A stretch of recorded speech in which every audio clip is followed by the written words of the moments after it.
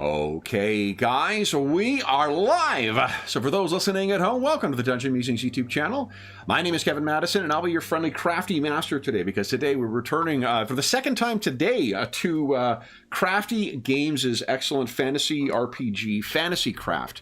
We had not intended to just spend the entire day playing Fantasy Craft when we booked this session. We didn't think we were going to play as much Fantasy Craft, and yeah, so here we are back once again with a brand new adventure and a new pairing of Reavers. So I'll go the order I've got you guys on the screen here. Why don't you tell us who you are and who you're playing today? First up, we've got John. Hey everyone, I am John, and I am playing Sir Isidore, and Sir is in quotations. I'm a washed-up knight in search of sorcery, but just a human grizzled fighter soldier. So I am all about that martial. Very nice. Next up is George. Hey everybody, I'm George. I'm playing Milo Black, who is kind of half fighter, I guess I would say, half sorcerer. He is a mysterious warlock. He's human, he's unpredictable, and he's a mercenary mage. Very nice. And last but certainly not least is this is our second evening with a employee of the Wayland Yutani Corporation too. I think Dave was wearing his last night. Yeah. James. Yep, so I'm James playing Zarazia, who's a musketeer swordswoman on the run. Very nice. So at the start, so I mentioned before this is the first time we've had this pairing of this trio together. For those who are if this is your first time watching one of these Fantasy Craft sessions, we've got them listed as chapters, but each is ideally an independent story. So we're doing a short, pulpy, Howardian story. We're playing this campaign when we don't have enough players to make up our regular campaigns, or if 2 months ago we set a date to play Fantasy Craft, expecting we weren't going to play a lot more, and yeah, so this is part of that as well. Maybe what we'll start with, guys, this is, again, set in the land of Untamed Thule. Thule is the setting for our old Astonishing Swordsmen and Sorcerers of Hyperborea campaign. And it is a land of much more weird fiction than it is science fiction or fantasy. So why don't we start with, each of you guys tell the others just about your character. I don't mean like in character what they see. I mean like, what do you do? What's your character about? What are they? Why are what are they interested in pursuing in Untamed Thule? Because that'll give us a sense of how you guys came together in this. You are being hired for a job, but we'll talk about that once you all sort of know who each other are. So why don't we start left to right again? John, tell us about Sir Isidore. Okay, Sir Isidore. Ignore Anna. You say it. She doesn't. It's not her turn to talk. So. Gotcha. Sir Isidore, he belonged to a group of knights or so in a war, about a decade or so ago, and he's been a free mercenary for that time period. But he still holds on to his weaponry, his armor. His morals are less strict than what they were beforehand, but he is in a search for magic. He has seen it, he's been subject to it, and he wants to learn it. So his driving force to come to Thule is finding means to do that. Okay, nice. And George, why don't you tell us about Malo? So Malo is, a former or expelled member, maybe is a better way of phrasing it, of the Order of the Eastern Star, which is sort of a mercenary company, maybe kind of like the Black Company as a reference, but made up of, similarly of warlocks, like of sorcerers and fighter types. Unfortunately, he got himself booted, even though he was attempting to do the right thing, but he kind of went too far. And he has come to Thule because he is on a quest. And obviously he's mysterious. He doesn't tell everybody a lot about what he's after, but he's clearly interested in some kind of finding ancient artifacts, and maybe one in particular that he may need to change the course of his life. Mm-hmm. He may not have let the player characters know as of yet, either, depending on how much he trusts them, but he is also a man out of time. Yes, so he has this is 300 years since we last saw Malo in 300, I think. Is that right? Oh. 300, yeah. During the original Reavers campaign. Another mystery. Mm-hmm. And finally, James, why don't you tell us about Zorasia? So Zorasia's the ex-musketeer, let down in love, now off, getting by, cynical about the world, cynical about people, and getting by with a show of swordsmanship and a little bit of larceny here and there when necessary. Because screw them, they've got the money. They're probably ripped everyone off anyway. Nice. All right, so this, I think it is a... Well, I guess, first off, do you guys have any ideas as to how the three of you may have come together as a you know, not a mercenary band per se, but just as like a trio of mercenaries working who would hire out together? I wonder if at some point I joined up as a mercenary with whatever Sir Isidore, whatever group he was fighting with.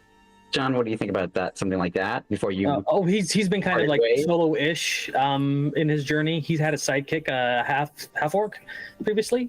So we're not really going to treat any of that as canon, because Gotcha. We're just using the stats for the character. Well, I think he came here solo, and he was just looking for things. So if he found out that Malo had magic, he might have, considered partnering with him to learn from him. It's worth noting Thule is much more in common with the setting, and the heroes here are much more Conan than they are, Tolkien. So having to eat, having to have lodgings, particularly in the winters in Thule, would definitely require you to just take some gigs. So there may very well be that you guys were hired together at some point. Yeah, like Sir Isidore is not unused to having to scrap for coin to get his food, because no longer part of the knights. So he would, especially somebody who has magic, he would definitely want to work with them, at least to try to learn something from them. So, and maybe one of the reasons we connected was because and stayed together after that first meeting was that we both didn't really want to talk about our pasts. So we kind of connected on the fact that we didn't question each other or grill each other about what are you doing here? Why? What do you mean, sir? All of those things. Definitely has some not PSCD, but things he doesn't want to talk about. He did as a knight, which is why he left. So. So I think that might be a connecting point, like the opposite of a usual connecting point, where people have a lot in common and they talk about it. Mm-hmm. We have a lot in common and don't talk about it. Yeah. Okay. I figured you'll let me know if it's important. So. Same. And what about Zorasia?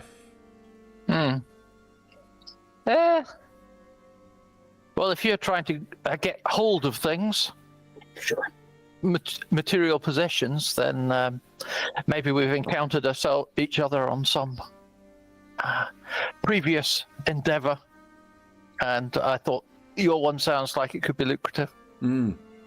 So what if in keeping with both Malo and Sir Isidore's interest in trying to recover, either learn about or recover magical artifacts, Zorasia is certainly in the acquisitions field, at least as far as one of her things are. She also has one of her studies is objet d'art, so she has an eye for valuable things, both magical and non-magical as well. So am I correct in thinking that Zorasia is more of a independent operator than to, sign on with either the Guild or the Black Tongue, the two major kind of criminal organizations active in Tuleborg?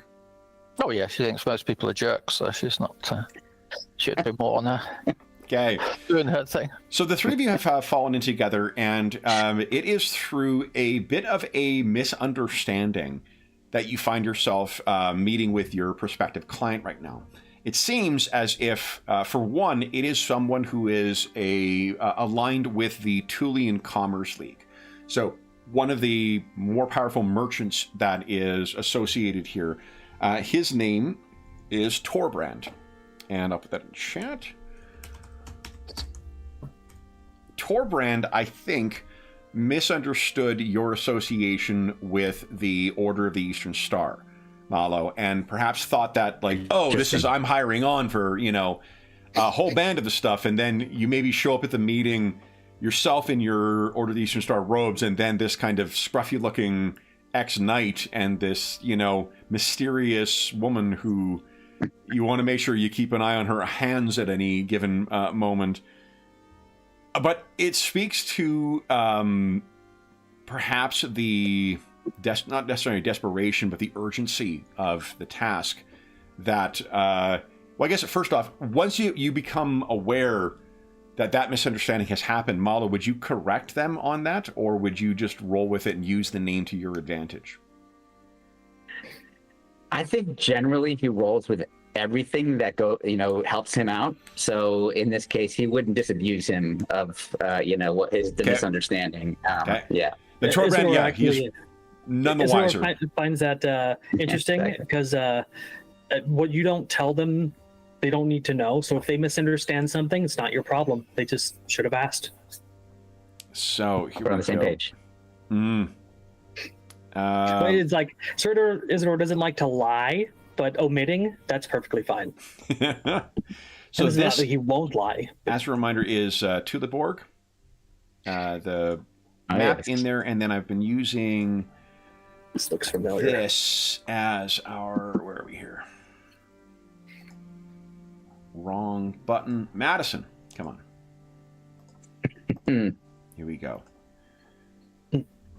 The walls around, and then, but what's missing from here, obviously, are some of the Sorcerers' towers and so forth, the churches, the area set aside, the totem poles from the Rooks of Raven. But you guys are heading down to a semi-respectable part of town. It is a place where there are a lot of importer-exporter kind of offices, so there'll be warehousings and whatnot there.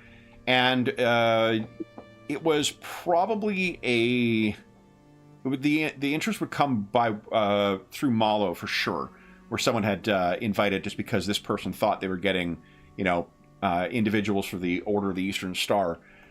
And when you guys are brought into the room by the folks working for the Thulean League, and you can see there's the brand or crest on many of the crates that fill this warehouse, you are introduced to Torbrand. And this is what he looks like.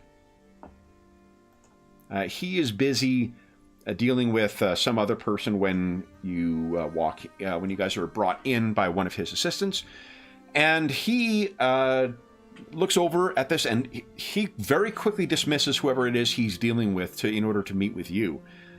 He comes over, and you can see he's looking you up and down, Malo, as if he has just seen something of interest for the first time. So he's like, yes. Okay. He looks over at Zarazia and Sir Isidore. I was led to believe that you all wore the robes when in service, but I suppose discretion, perhaps? I understand discretion. It is a necessary thing in our line of work. Discretion and sometimes secretive natures. That's all I can really say about that. You understand? I do, of course. Please, come in. I'm Torbrand. Your order's reputation precedes you. He shakes your hand. And your name? Was he talking to me? Or to you, okay. Malo. Yeah. Okay, yeah. I'm called Malo Black. These are my companions.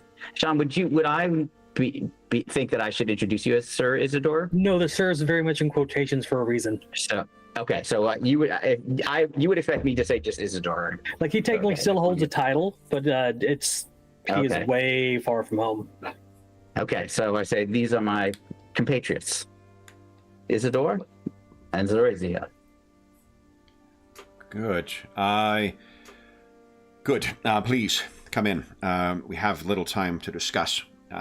My trouble is pressing, and if you are to address this task, we will need you to depart. If not before the tide, then early tomorrow. He gets you to sit down, and he doesn't even check to see if you're sitting down. When he walks over, sits down, and kind of launches into the task.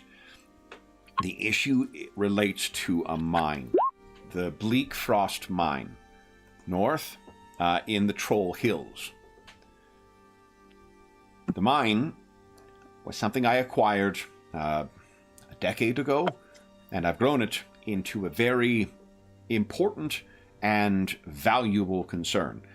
Silver. There's always need for silver.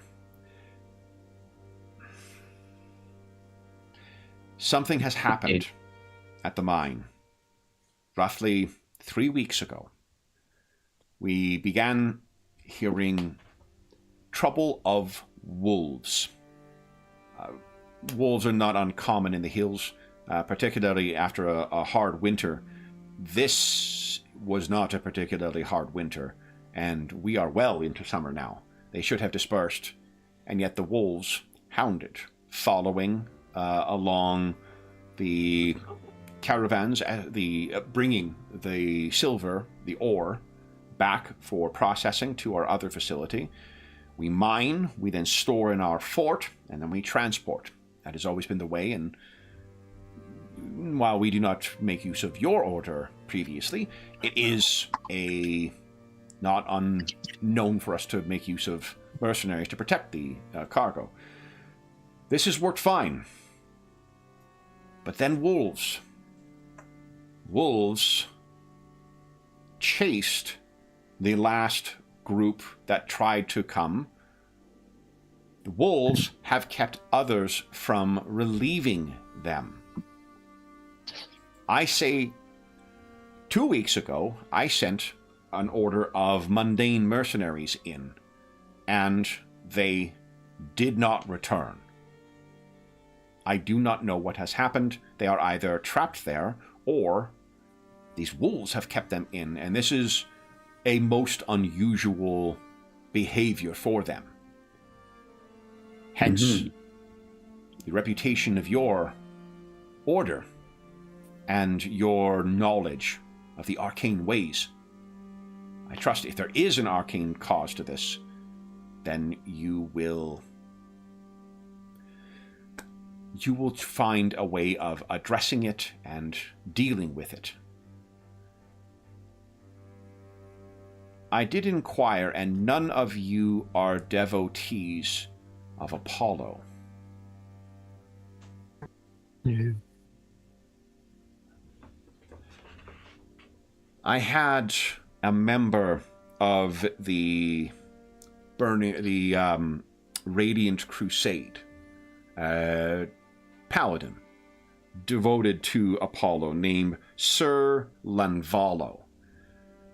When he heard of our task, they are firm adversaries of the plague of lycanthropy, and when he heard there were wolves afoot, it is what he suspected was the cause. A silver mine, you can imagine, would be something the moon-blessed metal disagrees with the afflicted, I understand. Now, I think it is too soon to diagnose that. I expressed so to Sir Lanvalo. He was quite insistent, and he was quite clear the price of his assistance. For us to clear this mine, it would require that we turn over a not insignificant share of the operations of the mine going forward.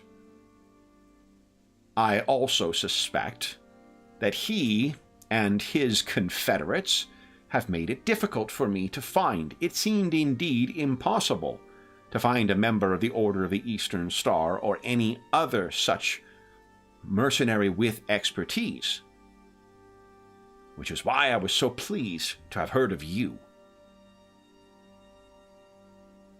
I mention them because while we have insisted that we do not require their assistance, particularly at the price that they are demanding, the extortionist godly folk,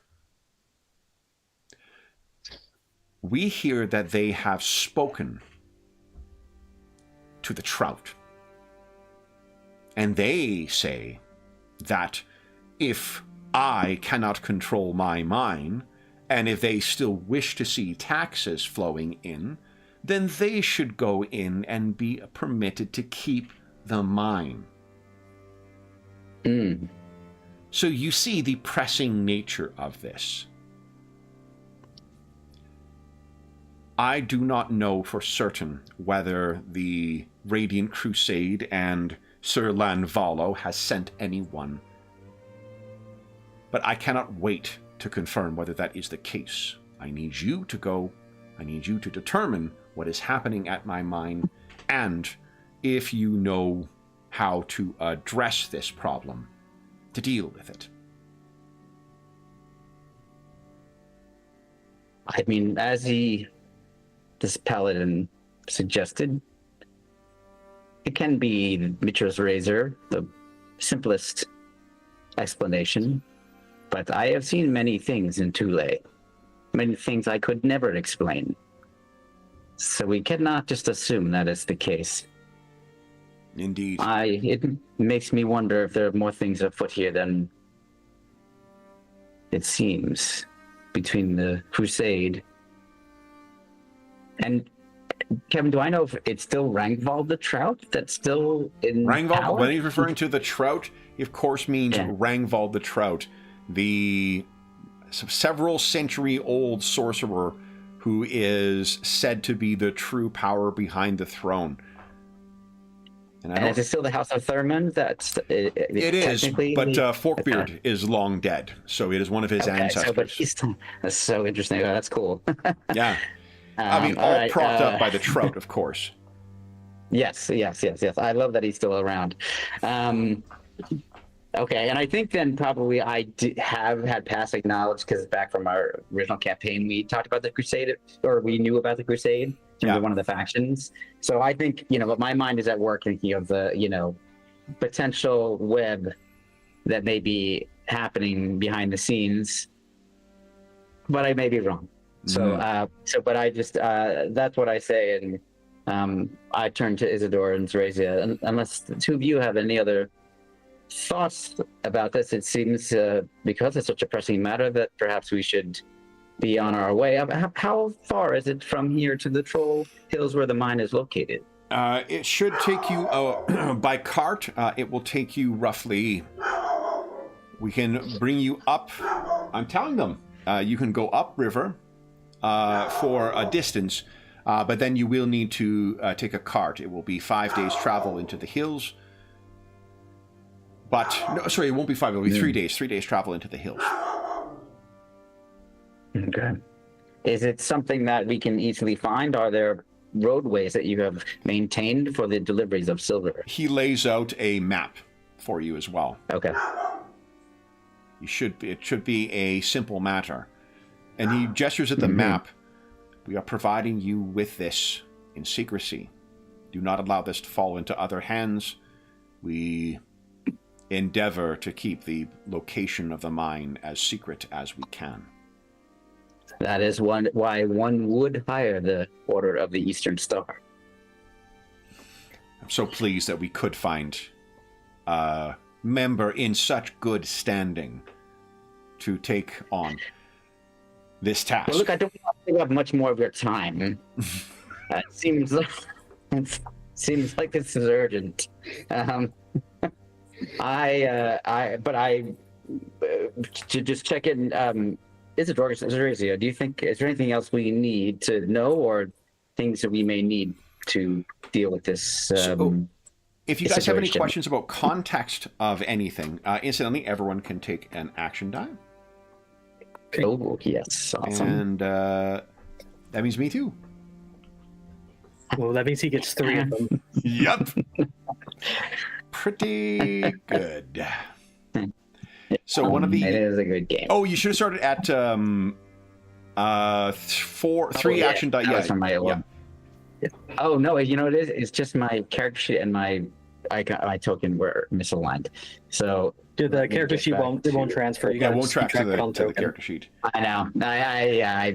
I forgot. Well, About so I'm that. pretty sure I said It's 3. I said so- I get 3, and you may have heard 3 and then entered 3. Oh, Oh, that's possible too. Yeah. You never know. But it's showing up correctly on yours now. It is now. 4? Yeah. Perfect. Okay, Perfect. okay, good. Okay. All right. Awesome. So then, what I was going to say is, if you want to to know context for any questions that you might have, we can make a knowledge check, and then if you've got a study that would apply for this, we can certainly apply that as a modifier to it. I guess I would just like to make a knowledge check, and I don't know if either of these would apply, which is because unless I'll just tell you the two I was thinking of were mercenaries of Thule, just in case that I had ever encountered the Crusade in some way as a mercenary, either being hired or fighting against them, or or guarding something, or I don't know what. Actually, yeah, that would be the only one, because I don't think the order. Sure. Yeah, give us a knowledge check then, please, Malo. And I think you've got. I think as a wizard, don't you get a, or one of you guys gets a big. One of you spellcaster types gets a big buff to your. Mine's okay. So I got a 12 total. 12 total. Okay, so that's. I mean, apart from knowing that they are aligned with, like the common knowledge that it is the Burning Crusade is. Well, you know what? Though? Not Burning, the Radiant Crusade. Let's get things started you got a the sidekick. right way and use. Oh no, not yet. I'm sure that. Oh, I did. Yeah. Jesus. Okay. Hi, Darwin. Look good. Look clean. All right. Good night. Yeah, you smell clean. You definitely do. That's very good. Thanks for stopping by. I was actually. Yeah, this is what the problem is when you have headphones on. What I was actually, he does scare me sometimes on purpose. Yeah. Because he thinks it's hilarious. it is. Oh, he literally goes like, oh, like it's on top of his lungs. Yeah, this was like early during COVID when it's still a novelty, but I had one plaintiff counsel whose teenage kids scared the fuck out of her in the middle of a questioning. She was apologizing after. She's like, I'm so sorry. They are so housebound. They're so, And we're all killing ourselves laughing, her client included. Yeah. That's hilarious. I thought she was going to die of... But go ahead. What were you saying? You were going to spend... I was going to say, I want to get things started right. I'm going to spend an action die. Yep. 1d4 exclamation mark, please. Okay, so 3, so 14. So... Yeah, so apart from the Radiant Crusade... One with my... Yeah, so what you know is that it is...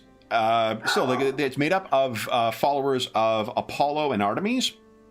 So it is, right. and while there is an organization called the Borean Rangers that you are aware of, and the Borean Rangers are more kind of a secretive, operate in the shadows type of thing, and these are, in theory, foes of the same kind of like darkness and threats to humankind that the Borean Rangers are, but they are a little more focused on like undead and the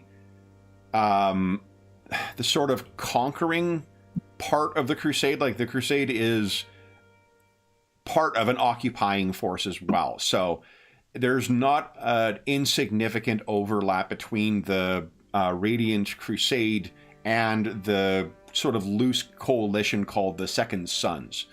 The Second Sons are the group of nobles who have like came to Thule 3 centuries ago to expand out, and now 300 years later are a bit of a loose association of varying lords who want to, I don't know, to like work together to advance their own interests.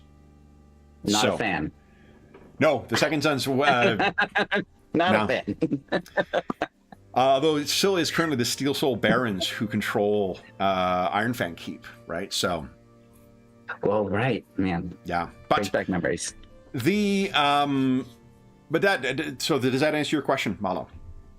Yes, at least as best you can. That was my one question I had. Okay, so Razius and Isidore, anything you don't have questions of? I don't think so. Just. Mostly if we got the supplies to make it there without having to hunt and get into more trouble. No, they're definitely going to supply you with sufficient rations so you can kind of keep moving. I don't know if any of you are particularly trained in survival, to be honest. No. It's one of the things I do worry about in Kev's games is survival. Yeah. Well, you're right. That did come up last night, too.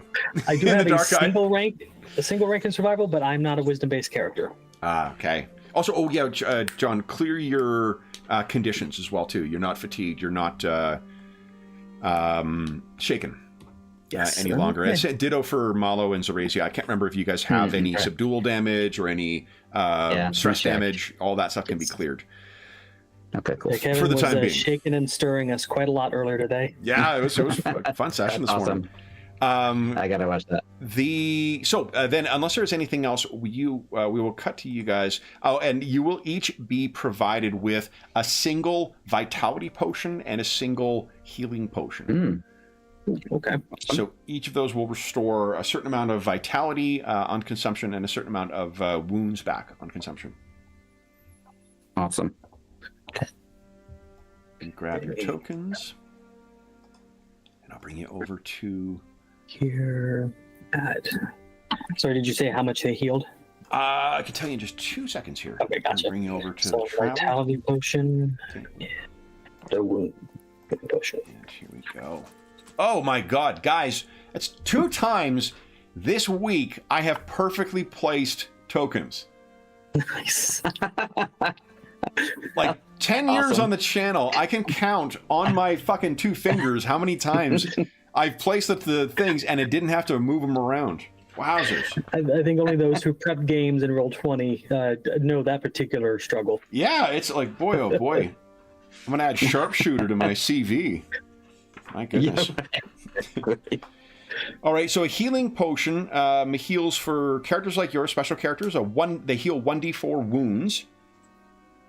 And a vitality potion heals 2d6 vitality. If you have unused vitality potions or healing potions on your character sheet from previous adventures, you can keep them. Those are spoils of your previous session. Nah, I was. Awesome. I used most of mine in other sessions. They were.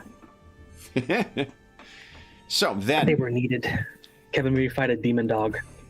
Yes, the demon dogs are good. All dogs are good. Demon ones. A Barghest is what it was. Yeah, reskin Barghest. It was. Ooh. Very cool. Okay. The Barghest at level 1, and I had a bunch of backup, but they did almost nothing. They died pretty well. Let's give credit where it's due. So, you guys have an opportunity to talk amongst yourselves, obviously, as you are traveling north into the Troll Hills and making your way towards this. You know that there are, on the map that you're provided, there are several other locations that are marked but unnamed as mines. It seems that they used something that likely they use in-house to keep track of where these places are, but they have redacted any information you do not necessarily need to have. So you have a good map, but if you happen to get yourself lost or somehow leave the road and you aren't able to situate yourself on it, it will be very difficult to make meaningful use without having to backtrack to this staging ground as you guys are heading out. What do you all make of this? Obviously, this last party that was sent would have had plenty of time to go and return. It's been 2 weeks. And they were mercenaries, even if they were, I think as he chose to call them mundane, still mercenaries. So I'm sure we'll be waylaid by something or someone. What do you both think? Did the merchant mention something about wolves and possibly undead? Well, possibly wolves. lycanthropes, like werewolves. Actually, is what the paladin suggested. So we must be cautious of everyone we meet could be a potential lycanthrope. Especially if it's the previous mercenaries. What was that, James? Anyone got any silver weapons? I've got a bunch of silver coins. Why didn't we ask when we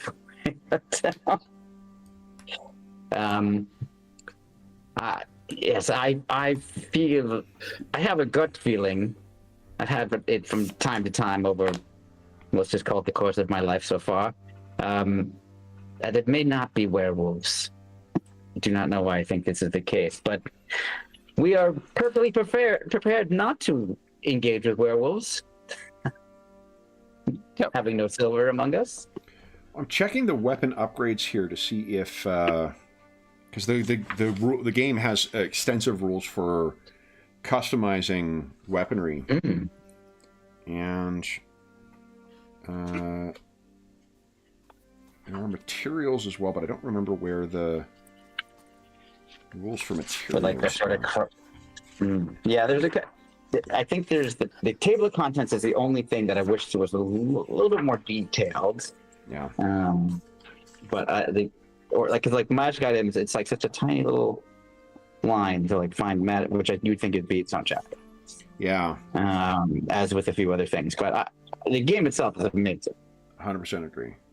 Yeah, let's see, is under crafting? Maybe.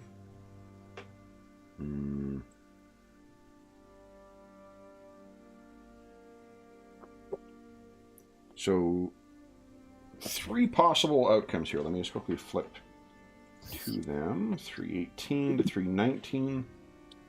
Nope, nothing there. 90. 194, you may have checked, was the start of the building magic items section. Yeah. No, actually, I didn't look there. Yeah, there's a section entitled Building Magic Items starts on 194, about halfway down on the second column.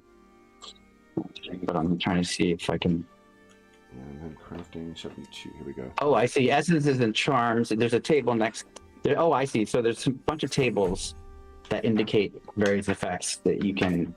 It looks like imbue items with. Yeah, these are for magic items. That's how you build them with a. This is cool. Yeah, it's neat. All the items that you guys have. Anyone who's got a magic item has been built to make sure it's with what your starting budget is for this. Oh, that's awesome. It's very cool. Like you can really like players in particular can kind of put their thumb on the scale if you let them to secure magic items. So if you have a specific build in mind, you can kind of work. If you're okay with that in your campaign, you can do that.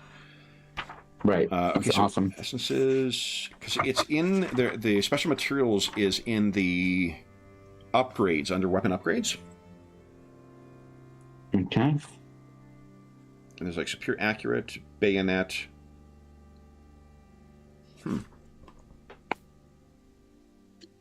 So I think like you're not going to be able to get silvered versions of all of your weapons, but what I can say is you all likely have a dagger, a silver dagger. Okay. As kind of a finishing thing. So they'll do the same thing as a dagger, but it'll be silver. So if they have an Achilles heel to silver, it will do. Oh, I just realized something that's interesting about it, because the way Achilles heel works is you take damage equal to a normal amount of damage a weapon does, but it's as lethal. So that means you could have things like silver fisticuffs or silver brass knuckles. I guess it'd be silver knuckles. I'll take those. Those sound good. Yeah. Okay. The thing is that would use the unarmed proficiency. I'm good with that. You're good with that? Okay. Unarmed is a thing I do. Yeah, and edged would be used. That would be what is used for daggers. So I think that. But what that means is, I think all 3 of you have forte with.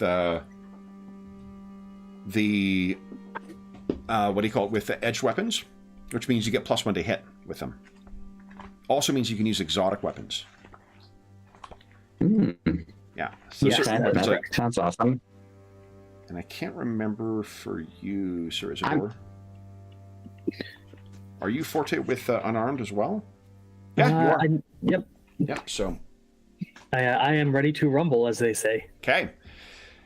Then you guys are making your way north. Anything you wish to, for the few places that you're able to stop off, and if you wish to talk to anybody while you're there, try and learn any information about what came before, or are you just more interested in just keeping your head down, not letting people know where you're going? my suggestion to the group would have been that we inquire about the missing mercenaries. If they, each stop, like, did anybody see them pass through here? Did anybody see, just to figure out where they went missing. If you make this known, Isidore lean over and says, if this mine is as valuable as this man says it is, he may have people working within the camp that are not working towards his interests, and them knowing that we're here to investigate may put us on their hit list. That's a fair point. But you were the spy master here. I think probably as a Razia, you may be the spy master or mistress. Yeah. This may give you an inkling into one of the reasons why he has left his knighthood, because of internal betrayal. So this might be something that sneaks out. Skill used for this is investigate, and the action is canvassing. So if you want to judge how your investigate skill is, I don't know if you guys are trained. Remember, if you're not. My investigate would be 6. Yeah, I'm untrained, so I just got the +1. So. And with untrained, remember the error range is 1 to 3. Yeah. Oh, that's right. I am trained, but I only have a 2. So do Sir Isidore and Malo want to support Zorasia then? They can aid against a DC 15, and then I will definitely aid. Okay, go ahead and make your aid rolls. And that's just rolling the skill and not screwing it up. DC 15, yeah. Oof. So I'm gonna go with no. I only have undone any good that Sir Isidore has provided. Holy smokes! So that's a 25 then. That sounds like a target number, like we cleared something. Yeah, it is, because what it means is it is... So right now, the result you're at is fruitful, and that is at 25. At 31, it becomes illuminating. Mm-hmm. So Zorasia, you could, if you wish, spend a action die and add to that result. Or you could take it as is. Why not? Why don't we Is just there like a target number that aid another can get that give a bigger bonus to him? Like if I hit a 20 on my aid, would that give a +2 to his roll? No, the aid is a threshold of if you get it, but it's only if you get a crit, which is like in the threat range. Because skills can have threat ranges as well. So 26. Okay.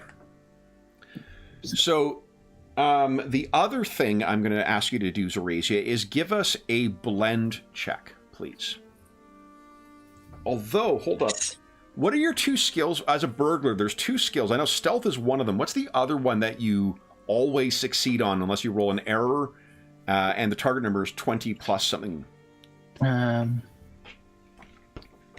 Is it acrobatics is the other one? It's acrobatics. Oh, awesome. Yeah.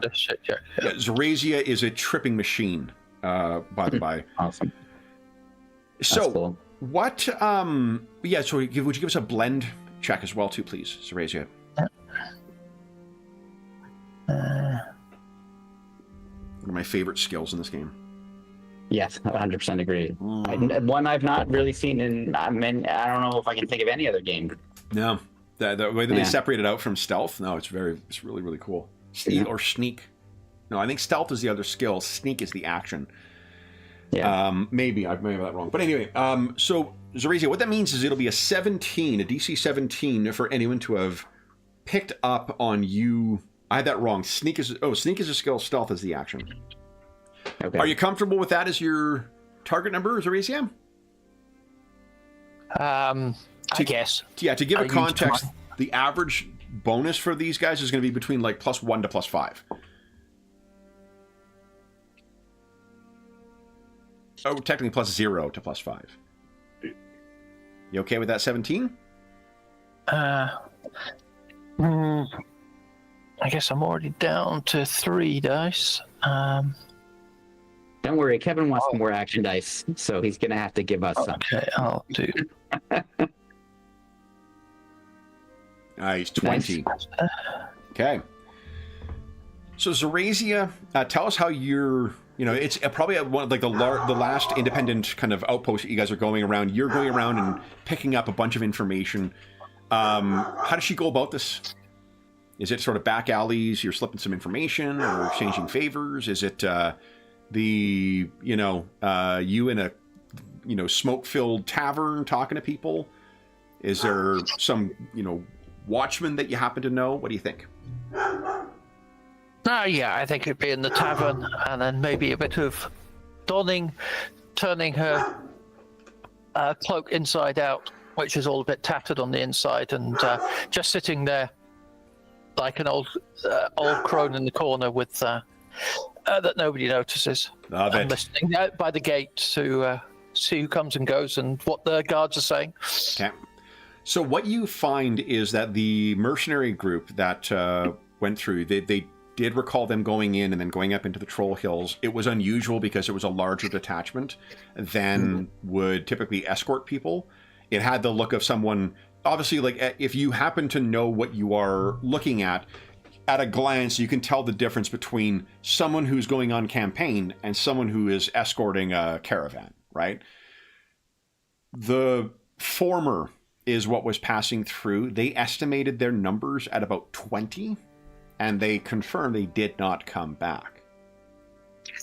What they also tell you, because you got a very good result on your canvassing, there is a similarly sized group from the Radiant Crusade that went through about 5 days ago. Same direction, and they were very conspicuous about where they are going. They either wanted to lay ambush on somebody or who knows what. They would not say what their intended direction was, but people who you spoke to definitely saw them heading in the direction of the Troll Hills.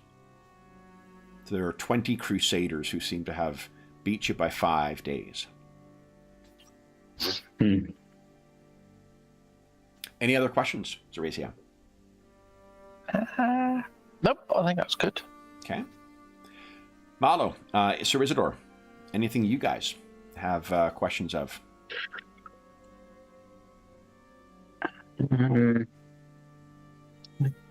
Don't think so. About how far are we at this point from 2 days, I think. Meeting the mine? This is the last, to take advantage of the size, like the smaller the community, the longer it takes to find useful information, and the less likely you are to come across it. I've made you roll against sort of like the last big kind of staging point for heading out into the different directions. Okay, cool. I guess what I would want to know actually is whether there is a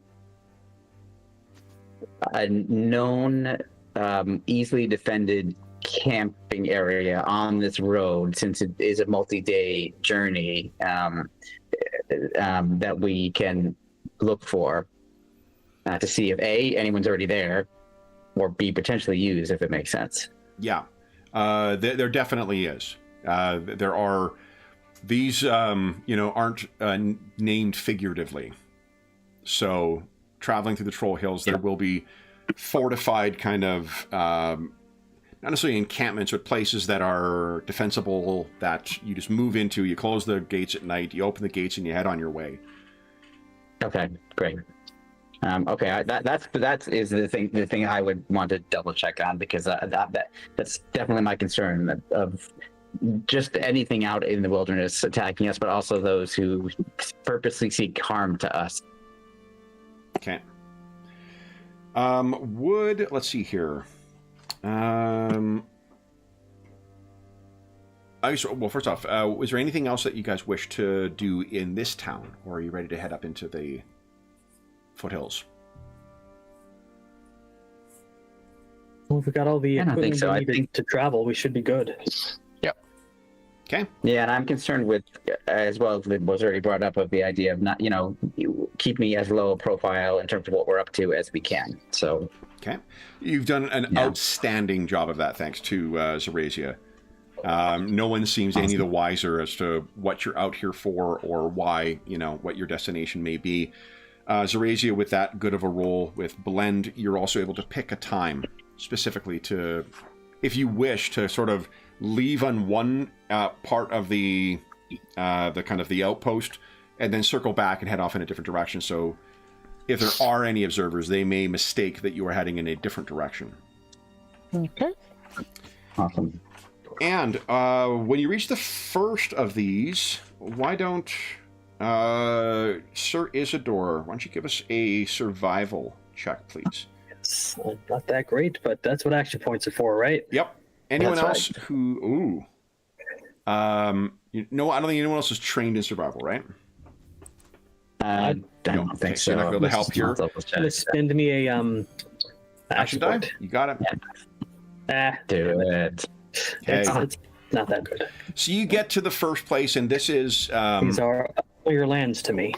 this is not quite the correct kind of layout for it, guys, but it'll give you a sense of at least the type of architecture and the... Oh, let me grab the last tokens as well. Hey, sweetie pie. Anna says hi. What you doing? That's funny. My dog just raised her head and shook out at the same time. I've got my son coming over for dinner tonight, and like Anna just is going to absolutely lose her mind. She loves him. That's awesome. No such sharpshooting today. I may have to reconsider that for my resume. All right, so you guys come rolling into these places. I think it's probably like the towers are not going to be as well developed here as they are here. The interior buildings are not going to be as well developed. They're probably in not like dilapidated shape, but they're not as well maintained by someone who regularly lives there. They're much more prosaic. There's empty halls you can go and bed in. And Sir Isidore, on it, like you're looking around and you cannot tell. Maybe there was a snowstorm, like a summer, snowstorm or something, or a bad rain. There are no tracks here that you can make any heads or tails out of. You are one day out from reaching the Bleak Frost mine. Yeesh. Okay. Get this overpowering sensation. Something went really wrong here. So, when you are... Hey, you all right? What's going on? You gonna lie down? What's wrong? Okay. What are you doing? Sorry, so her tummy's been okay for the last week or so. I just want to make sure. Sometimes she'll come in and tell me she needs to go outside, but that doesn't seem to be the case. She just, wanted to come say hi. All right, so it is the final day that you guys are making your way out. The weather has held at a very uncomfortable, chill. It's probably about maybe 12, 13 degrees. So not cold by any means, but it's not pleasant. It's, jacket weather, I think that we might call it. Would you guys give us a knowledge check, please? I want to see if you can, what you notice as you're heading out. And let me just tell you, anybody get any bonuses here? I think, Sir Isidore, do you have, how many ranks in survival do you have? Just one. Just one, okay. So you can get a synergy bonus once you get 4 ranks in a skill, but... Okay, so Malo, you're not going to have anything. Sir Isidore... I don't get the most skill points, but I made as good use of them as I could, apparently. Oh, yeah, and because of the failure, right? It's sometimes good to spread the points around. Mm-hmm. Also, you built the character very well, so it's basically what I would have done in your place. Oh, nice. So, Zarazia and Malo, this is interesting. As you guys are traveling on this day, this is... grab your tokens once again. Actually, no one spent action die yet, so I don't need to change it. Recall that this is sort of the color of the tundra in the regions near Tuleborg. So close. Yeah. Now I'm going to be mindful of it. 2 times in 10 years, I'm not really shooting for... If it happens a 3rd time, that's great, but... I think it's more of a stop clock situation than it is like intentional. So what you notice, Zarazia and Malo, is that there is something off about the landscape. It may look to passing eyes or those unfamiliar with this terrain to be barren or dying or whatever, but this is the color of the tundra. There are in spring beautiful little colored blooms that come up, but this is sort of the color of the vegetation in here. It has that ruddy, brownish ochre color to it. It's just the way that the tundra is. But what you guys are seeing is that there is a sickly pink hue that is coming to some of them. And if it was not so muddied with the other colors, this is not beautiful little blooms that are appearing in the summertime. This is greasy discoloration of the surrounding vegetation. Both Malo and Zarazia, in this last leg, you can quite clearly see that that is the case.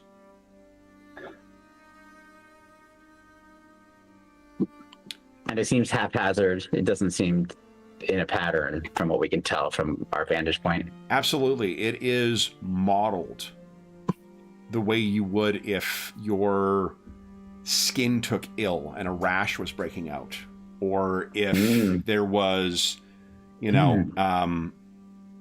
inconsistent coverage of some caustic or deleterious substance. You get the sense, as particular as Zarazia, with that good of a roll, this is the start. It could almost be a blight of some kind. A disease spreading through the vegetation. None of you feel off, but the vegetation certainly does look it. Mm-hmm. It is. Does it go out? Can I one quick question? So at some point we're coming along and then we notice it. So behind us it didn't exist, and then suddenly at a certain point we start to see it. And can we see from our vantage point if it just goes as far as ahead as we are able to see at this point, or is it does just okay? In that continued modeled sense. Okay. Yeah. It is about another, assuming you continue, it is about another... Let's go back. You know what? Forget pink model stuff. I can't... no. I think we have a discussion about it and like what it might be and etc. And we just, none of us really have any clue. We just know that this seems unnatural. But I'm assuming we are all agreed that we should proceed. Yeah. Then it is about an hour later. You feel like you're going to be reaching the mine at some point today. The hills are reaching much closer to mountains at this point in their size, and you crest one of the kind of high points, and looking down about half mile off, what you see is a fallen horse, or at least what remains of it.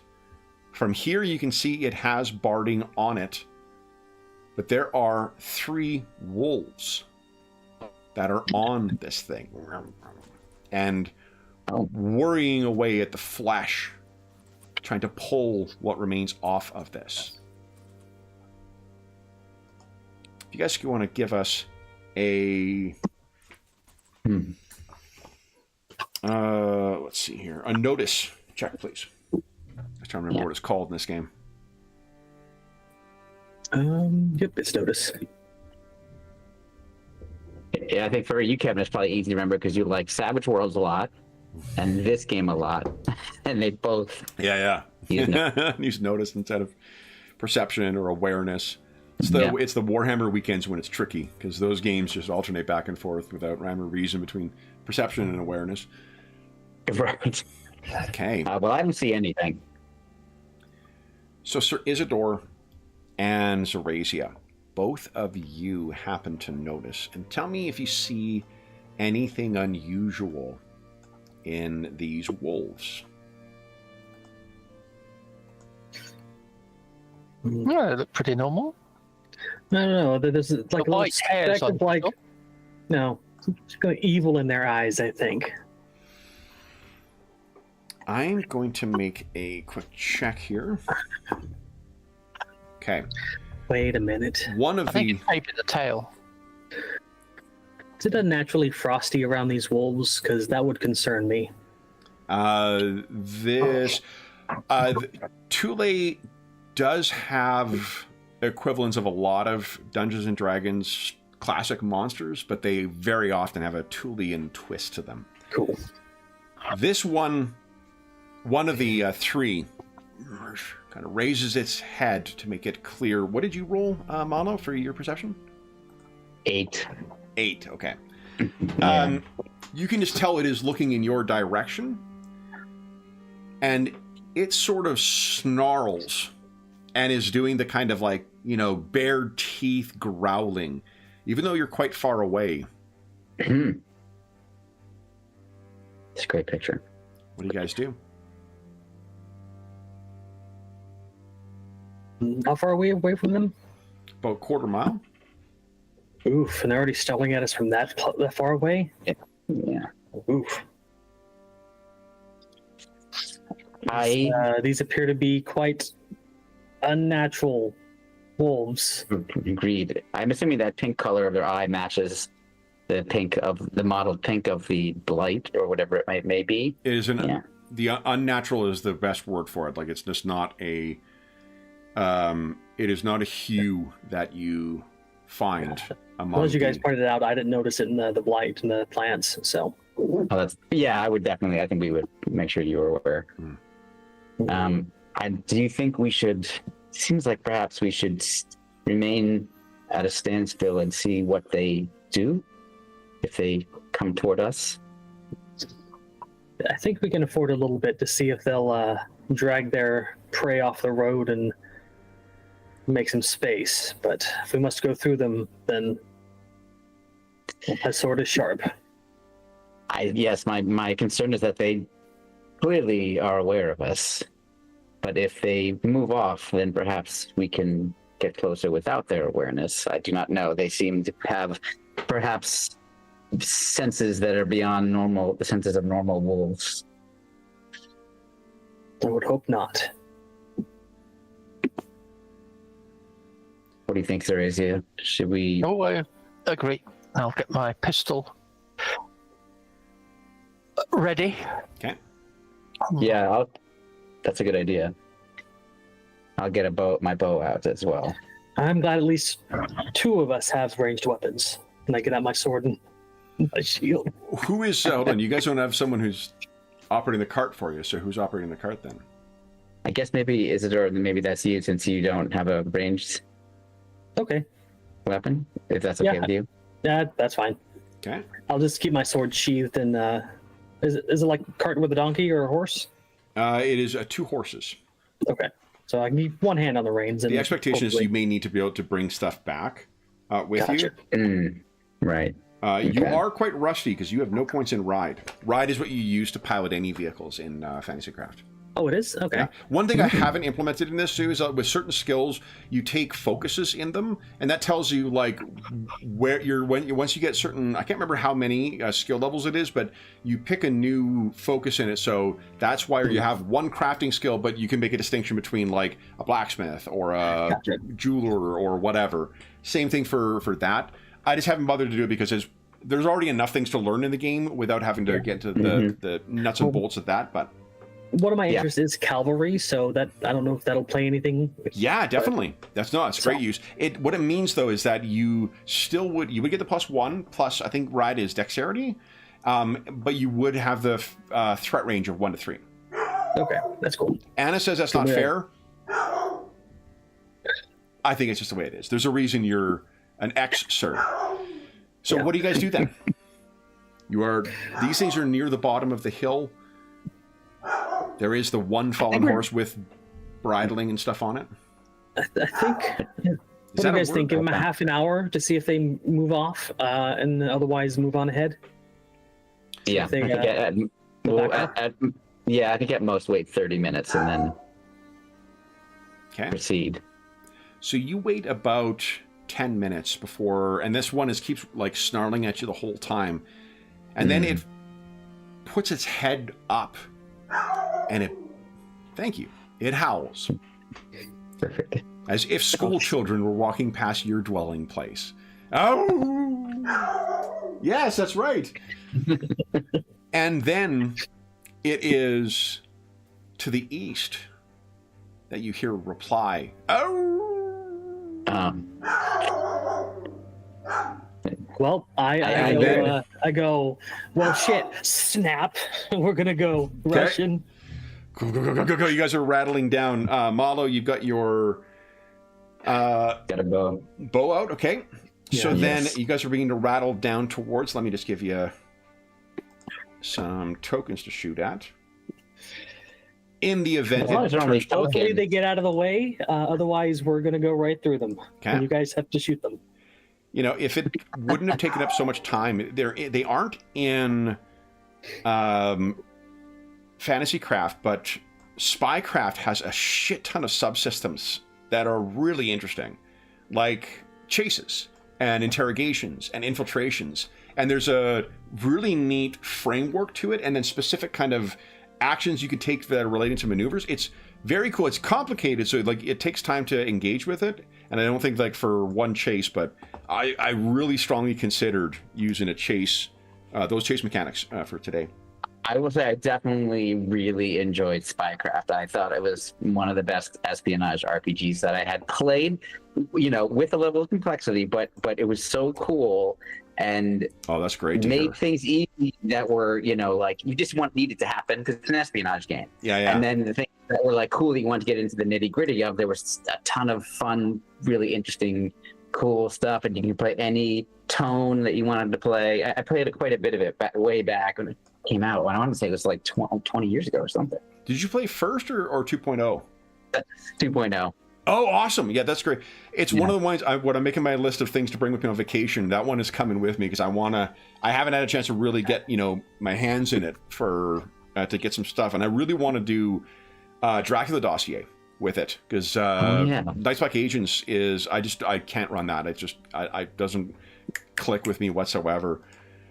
Yeah. But that one might, and with the experience with Fantasy Craft, I feel like it's good. Okay, so This is a little primer for everybody, you know, like who wants to then play Spycraft. Yeah. Okay, so you guys are rattling down towards us. How far away before either Malo or Zarazia fires? As I was just looking up with my Typically, range.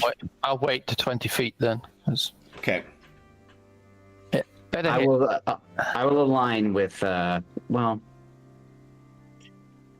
You have a bow. I mean, mine's a pistol, so it's short. So Yeah. Let me. And how many range increments do you have on the pistol? 3. Yeah, so 60 feet is max range with it, whereas... They follow the same rule, like -2, -4, -6 kind of thing. Correct. Just each weapon has sort of different... Well, I mean, I think there may be some consistency to it, but there is a different number of range increments. So, like, bows have 6. Oh, it's 6. Okay. Yeah. What kind of bow do you have? A short bow or long bow? It is a. I don't know what's on the other page. Gear. Oh, you know what? I have the proficiency, but not the actual item of equipment. So, right. yeah. So it makes it easy. It's No 0. So How's your ride skill there, Malo? I mean, you do have Polar Ray, which has a range of 15, Exactly. so there's that. The only thing I have that I'm concerned it's not going to do anything, but yes, that is. And I will George, have- in the previous session, we looked at what happened. We're disrupting spells or whatnot, and Kevin, we found the rules for concentrating for like rough environments. So he may make you make a concentration check to shoot from a moving Cool. carriage. Yeah, it's a resolve skill. That's fair. So here's what I'd like to do then, Kevin, is I want to use my split decision So I know we're not in combat technically, but the idea of a split decision, which is I will do Polar Ray if it gets well, no, I guess I'm gonna have no way of really knowing. I'm gonna just I'll be prepared to use a. I want to unsheath my unsheath Black Razor, but I'm going to do a Polar Ray just to see what happens. Okay. Yeah. And Zeraza's got her gun out, and Cerizador is rattling down. So you're rolling down towards these things. It's when you're about 50 feet away that the two of them, or three of them, scatter and make their way into the no, it's not underbrush because it's the fucking tundra, but way off into that blighted tundra around you. Mm-hmm. And as you get closer, you need not make a roll for this, but you can tell the barding that is on the animal, it has the markings of the cult of Apollo. Oh. Mm. Stick it around the back. And when they, so you said they scattered, so they definitely, as we see them go, they're heading off in different directions. Yeah, one goes in one direction, two go in the other one, and then they disappear into the tundra. And we did hear howling before, so they might have warned something or summoned something, and we shouldn't stick around too long. I agree. I think we should investigate this downed horse and then be on our way. Sorcerer will pull back on the range as we get real close and says, "Make it quick." And he'll stand up and take a look around to see if anything's coming. You can hear the howl of more wolves. So you're going in pursuit of these things? No, we're going to pull the cart to the stop by the downed horse and whatnot. Yeah. And so one of them or two of them can jump down and investigate it, and I'll keep watch. Oh, I see. Okay. Yeah. All right. We're not going to stick around very long. Make it quick. Then who would... I think Zeracia's got the best investigate. Yes, definitely. I can attempt to help you, though. Do you want to help? Yeah, go ahead and give us a investigate check. DC 15 for Malo. Yeah. Just as Let's see if I can make it happen. 20. Okay. No. Doesn't really matter. Do you want to... first off, everyone gets an action die. So I'm way then behind I'll spend on this. it because I don't have to update my sheet. No, I'm going to spend it because it's fun. It might explode. There we go. Exactly. It's happened. It's a 25% chance. There you go. Okay, so we got 12. So what you find is, this thing seems to have been the way that the wounds are on its legs. It seems that this thing was brought down. Sir Isidore, give us a survival check as well, please, just from your vantage.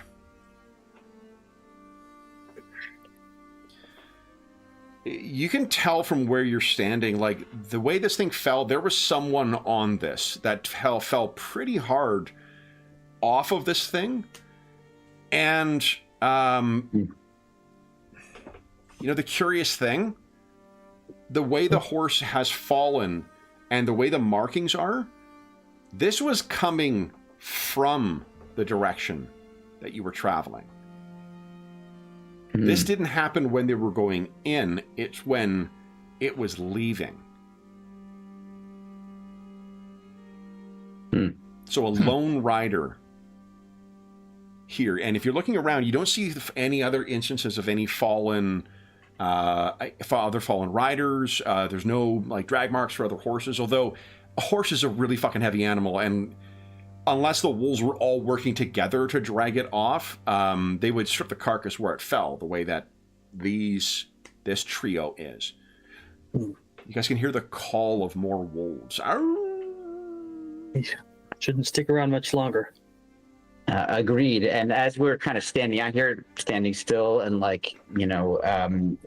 and being reminded by Sir Isidore of the effects of cold on those who wish to engage potentially in the casting of magic, I do have a 0-level spell called Endure Elements. Oh, nice. You want to cast that? Which, yes, I do. And it'll last if I actually do cast it. It lasts 24 hours. Is it self only, or does it benefit others? One person only. Yeah. Sorry, guys. Yep. DC 13. So basically, it's not like a DR kind of thing. It's just that I'm not affected by any normal temperature, cold temperature. Yeah. And as while you're looking at this and while you are observing, then you can see that the two wolves on one side and one on the other are still watching. 100 or 150 feet away. I'm going to turn to Isidor's right. We should get going. Oh, yes. Okay. So they climb on. I'm gonna click the reins and get back on my seat and not be slow about it. And I'm gonna lock my eyes on one side where the wolves on one side are, and watch them and see what they do. As soon as the cart gets moving again, and they break into a run to keep pace with it. Oh shit.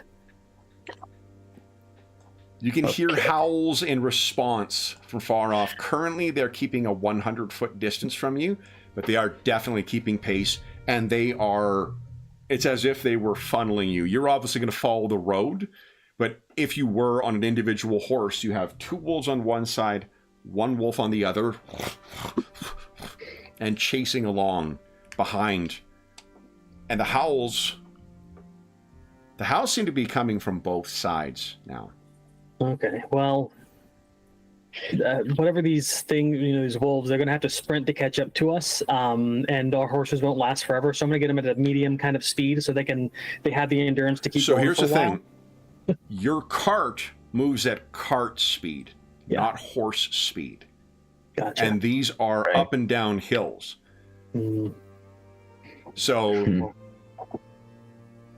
you may want to take a look at that map and see how long it is. Maybe you can outrun these things.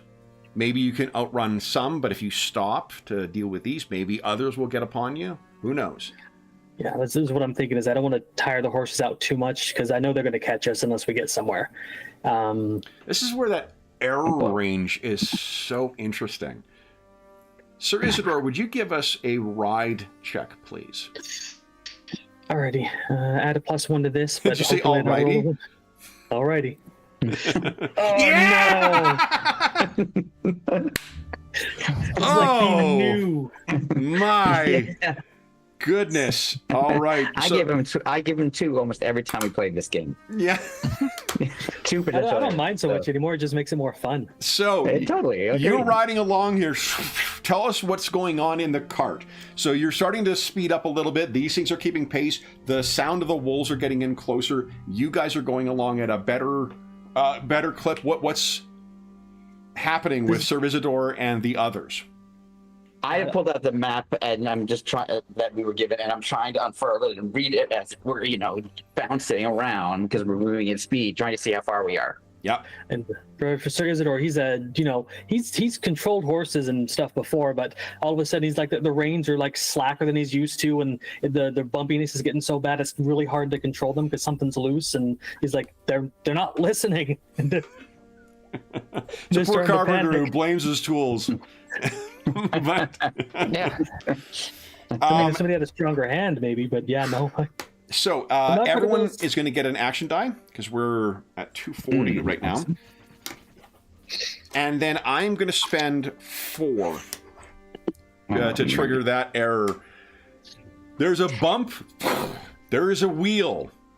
That is no longer there. Would everyone give us a DC 12 reflex check, please? Oh my god. Nice. Tuck and cover. Nice. Oh. Jerazia, you want to... I'll have to, yep. action die that? Come on, explode. Everybody lean to the side the wheel's missing off of the opposite. Yeah, failed still. Oh, so Zerazia, I can't remember, do you have any abilities that allow you to help with taking a tumble? He can do it silently. Oh, it's an action base. Yeah, it's I need a dexterity-based skill. Yeah. There's nothing on reflex. Yeah, and the reflex bonus is already from lightning reflex is already built in.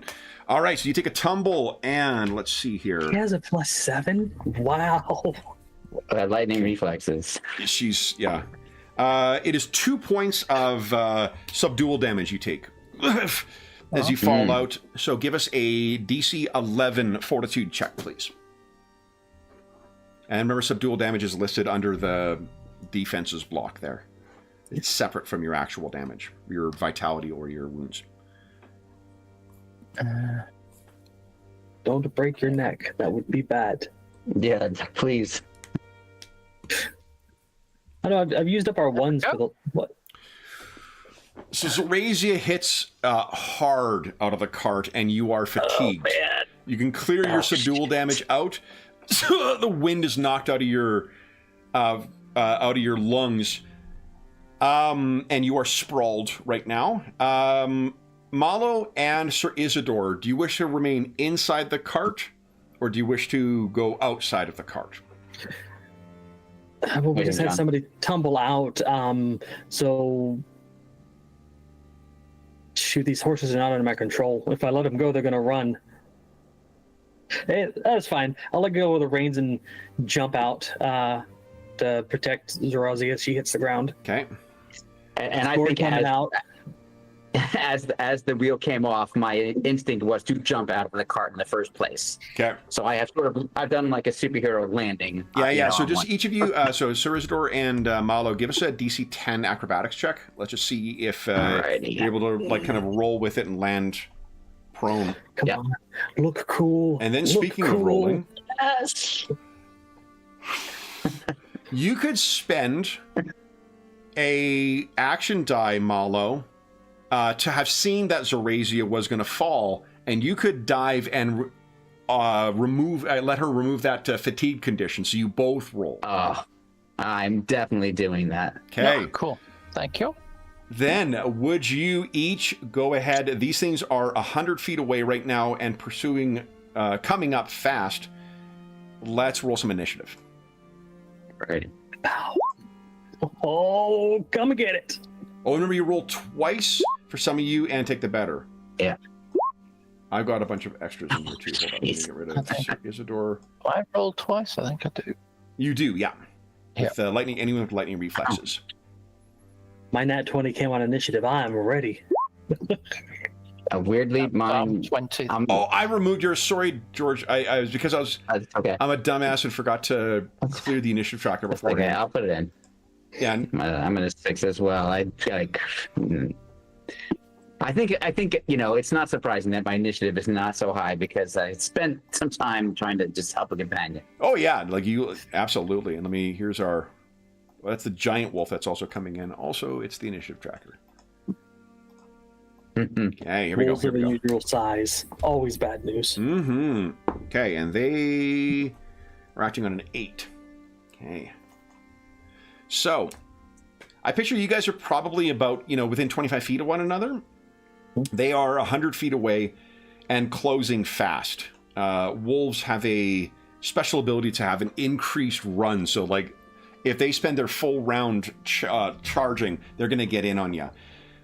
Sir Isidore, and I think you guys all succeeded in your acrobatics, right? Yes. Yeah. Yeah, so Sir Isidore, you didn't. What's that mean? It just means that you are prone right now. So you'll just need to spend a half action to get yourself to your feet. Could I spend an action point to try to make it? Yeah. You just need a 2. Fuck. So you're trying to get yourself. I think it's probably that indecision, right? Where you're like, do I control the horses or do I jump off and try and get this? Yeah. And I think, guys, let's see. Did I messed up my superhero landing? Let me give you. This one's going to go out for Dave here. I try to jump out, pull my sword out at the same time, and ow. All right, here we go. For those who have not had the pleasure, this track goes out to Dave Fortier, because it is Death and Axes, his favorite. Yep. Let me just turn it down. That is a loud track. There we go. All right. All right. So, Sir Isidore, you have 2 half actions, and these things are closing in. Also, let's see here, guys. How many action die do I have here? 1, 2, 3, 4, 8. Let's get rid of some action die. There are more wolves coming in from the hills. Okay. Well, I'm gonna stand up. 50 away, but Okay.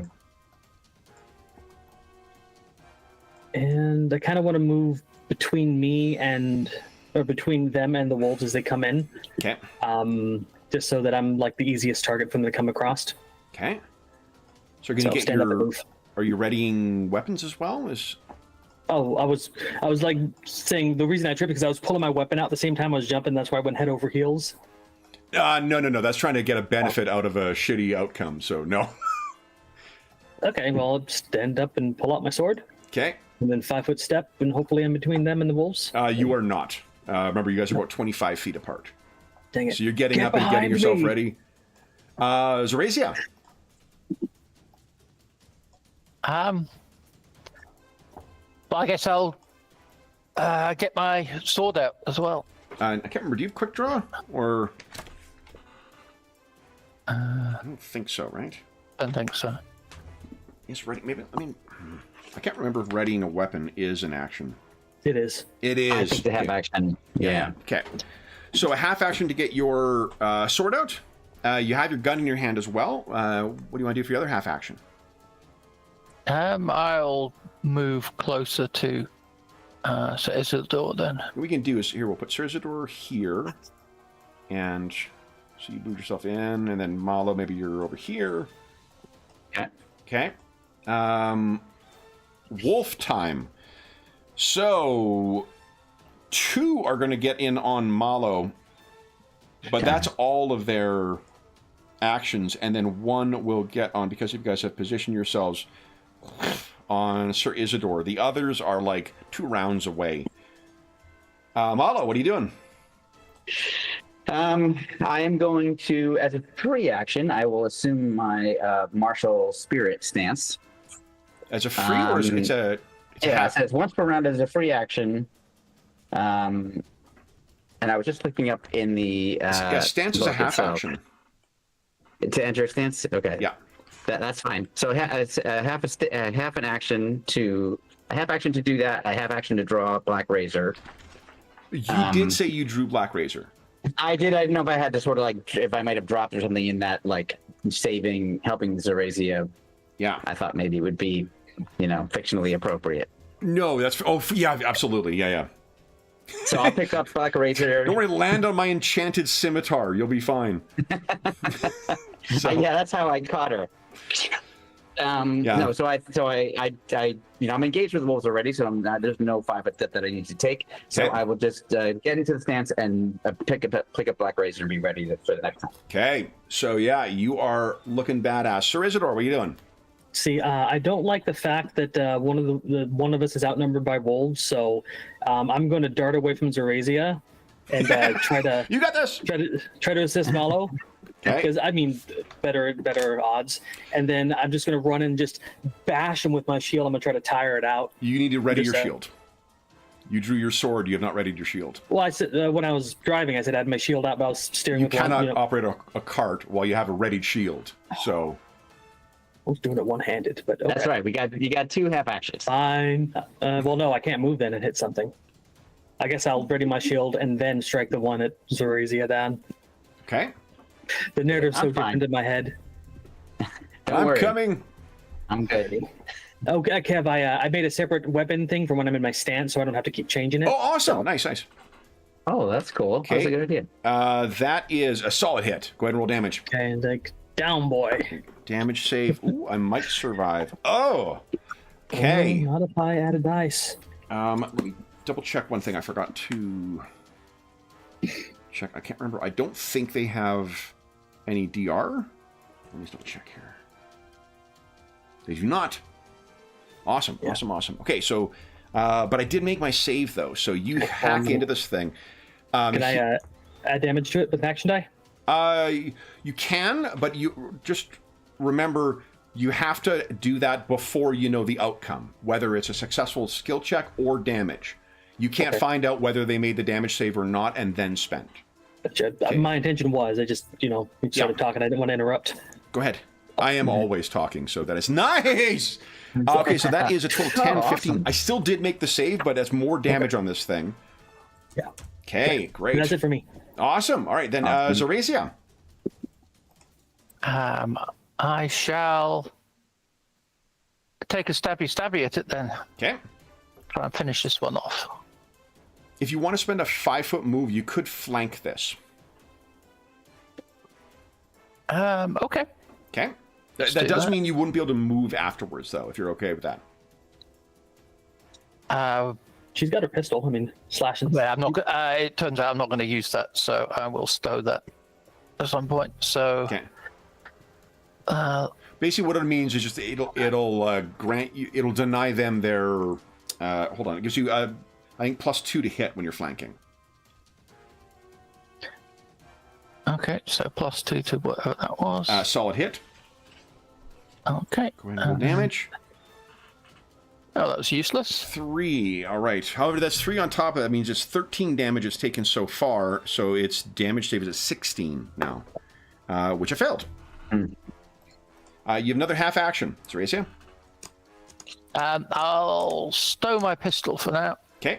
Oh, well, no, in fact, yeah, I can't move, so I'll stow my pistol. You could taunt one of the other wolves, try and draw them off Malo and towards you guys. Okay. Okay. Yep. Taunt. Okay. Taunt is, I think, a bluff check. Is sense motive versus sense motive. Oh, nice. Oppose sense motive. It's also close quarters. Close quarters is 30 feet. And you guys, yeah. I got a 12, so go ahead and give us a sense motive, Zorasia. Nice. What do you say to it? Yeah. No, give me a pooch. Okay. Or whatever. Here's the thing that both Sir Isidore and Zorasia notice is that as you're hacking into this thing, the strange, like, almost oily mist that hangs around this thing, that vibrant fuchsia, it comes out of it as if like a spore when you're hitting a mushroom. And one of them does snarl at you, Zorasia. Then it is the wolf's turn. One of them is going to spend a half action moving over, half action trying to bite. I take it that a 12 doesn't hit you? Oh, defense.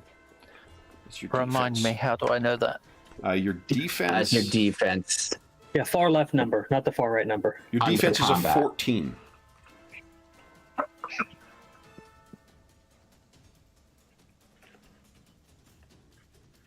Yeah, sorry. Looking around this. Defense of 14. Far left number. total 14. Yeah, so you easily step to the side. It does not get you. Malo, this one is going to try and chomp on you. That is, does a 15 hit you? Yes. Okay. You take Me too. 3 points of damage, and then it is going to try and trip you. So it grabs at your ankles and pulls up. So this will be a contested acrobatics check. Yeah, shit. I got a 22. Let's see here. Come on. An action die there's then? no way, so I won't. Nah. Okay. No, it's not. So not you are sprawled. This thing, yanks out. You can hear the howl from the other wolves that are now 120 feet away. Malo. So I saved my action die because I'm spending it right now to boost my defense. Nice. Go ahead and give us Let's see an for how 1d4 long. exclamation mark. Let's see how long. Not 3 rounds. 3 rounds. I'll get a +2, so that should help. It's a half action to reposition if you don't want to be sprawled anymore. So it'll take first half action will be to reposition, and then I would like to take a slice at this foul beast. Please do. So this will be, there's my scimitar. Okay. And that's with a +1, so 13. 13 is a hit. Okay, awesome. And then this will be +3 because of the stance, so 13 damage. Failed my damage save. So what does it look like as you take this one down? I think I sort of hip up to my feet, but I'm kind of dodging and weaving, and then as soon as I see my opportunity, I slice through right across its neck, and maybe pink stuff comes bursting out of its neck, and I try to avoid that because that's freaking me out. Okay. Then, Sir Isidore. All right. Malo, it looked like you took your wounds down instead of your vitality with your damage. Oh, yeah. Your blue bar. Oh, so, yep. You're right. Okay. Thank you. I'm going to use my first half action to move into my martial stance and start swinging my sword around all crazy like, and then try to bring it down on this thing's head. Nice. The others are coming. And if I find the right button. Nice! You can spend an action die and kill it outright. Last time I didn't do it and I regretted it. This time I'm going to do it. All right, what's it look like? Yeah. As you that one down. So he just shifts into his stance, starts weaving his longsword, and starts looking at it, and he just slices through its neck as it looks the wrong way. Awesome, and more of that pinkish mist kind of sprays out from it. Zorasia. I guess I'll just get ready to receive the next wave. Okay. So you can... What's your initiative bonus? John pointed something out this morning. It's quite high, isn't it? Because of your lightning reflexes? I actually think that... Yeah. So the reason I ask is because you can choose to... what is it? Delay? So to basically go up to reduce your initiative count up to your 10 plus your initiative modifier. Then you can take an action at any point during that. It doesn't interrupt the way that a ready action does, but then your initiative snaps back up to the top for the next round. Or to wherever it was. Meaning, if you want to wait until these things are in closer Zorasia and still have a full round of actions, you could wait until 7 and then act after them, or alternatively, you can prep, because you've got lightning reflexes as well, 2 different actions and choose which of the 2 to trigger. 2 half actions. So I'll do my 2 half. No, I won't do that. Yeah, I'll just do that because I'll delay it, but I'll only really need the one, which is if a wolf comes near, smack it. So what will happen? I get to hit it first, right? So these things learned, I think, from the last time, they're not just going to move into it. They're going to move to be about 20 feet away at the end of their turn. So because you have delayed as opposed to readied an action, you actually can take a full round of actions. So a half move into one of them, and then you could attack if you'd like.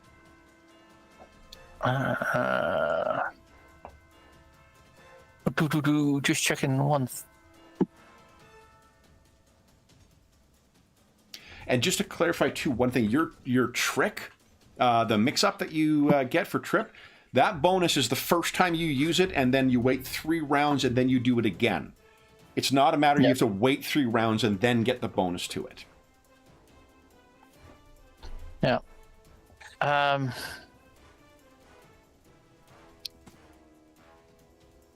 do you think? So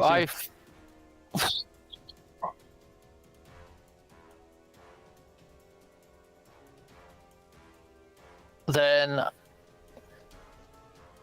if I've delayed it, then I can use my darting weapon, move and use my darting weapon, can I not? Let's see here. Your darting weapon at the start of your initiative count. Yes. Because I've delayed it, so... Yep, you take -2 with your attack and skill checks until the start of your next one. And then during your yeah, absolutely. So you could race in and then attack twice. That's absolutely correct. Right, so let's do that. Okay. So 2 like stabbies. fucking mongoose, she's waiting and then, leaps out. Wah! Looks as the cat. Speed. You want to action point that or action die that? That's not. No. That's 3 off. Remember the defense is. Yeah, but if I want to do things like crits, I need to have the. Oh, fair dues. So. Okay. There we go. You want to spend an action die now? What we want the crit for? Yes. Yeah. So there's what we want the action die for. Awesome. Zerazia's weapon crits, I believe, either 18 to 20 or 17 to 20. It's 18. Yeah, 18 to 20. Yeah. So, what do we see, Zerazia? So a feint across the ear and then a stab right through the eye. And fall back. And one of them is down. Malo, you're up next. So Malo has been around. So there's just only the 2 remaining that I can see. There are 3. Oh, sorry, there's a turn track. There's a turn tracker covering some. Yeah, sorry. So yeah, there we go. 3 there. And are they all? My question was: are they all engaged with me, or are they at a distance? They're 10 feet, 20 feet away. Okay. They want to be able to pounce on you all simultaneously. Yeah. Okay. So what I'm going to do is, I will. I'll move up 5 feet. I just want to see if a polar ray does anything to them at all. Okay. And I'll target one with a polar ray for the half action. So let me see if I do this for us then. If you want to try and get to them, because they're sort of charging in line. If you want to try to position yourself, why don't you give us either acrobatics or athletics, like whatever you think. It's either like hustling to position yourself, or you're being, nimble to get yourself in position. DC 10, and you'll be able to target 2 of them. Okay, cool. I think I'm hustling. I think that's more my style. Okay. Oh, just made it. No problem. Okay. Jeez. Okay, and then let's see if I can. Let's see if I can get this spell. Spellcasting DC 13, please. Yeah. Oh, just made it by 1. Well, you rolled sneak. So that's a success still. So yeah. Okay. Well, I can read it. Okay. I need to roll reflexes. I failed both reflexes. 1d6, please. Yeah. There you I'll go. roll damage saves. Fuck me. 4. 4. Okay, so they both take 4. I rolled a 19 and 20 unmodified for their saves. So they did take the damage. They don't seem to be less affected by this. It's just that, you didn't quite get enough to take them down. That's okay. That was the key thing that I want to know, because I think this may be a factor going forward. Yeah. Beyond this battle. So okay, great. Okay, then Sir Isidore. Alrighty, I got a speed of 30. Is there anyone I can dart into and attack? Yeah, we're Zerazia is probably the ones she's engaged with are about the same distance as you. Okay, and these ones are just further out than that? Yeah, because Mala was about 20, 25 feet away from you, and then he's run further away to engage with them now. Shoot. I think Zerazia will be fine. I'm gonna dart up close to Malo and attempt to taunt the one to attack me. Yeah, so it doesn't go good. after her. Give us a sense motive check. I rolled a 12. Okay, sense motive. There you go. Come There you get go. me. Chomp, chomp. It's definitely coming for you. Zerazia.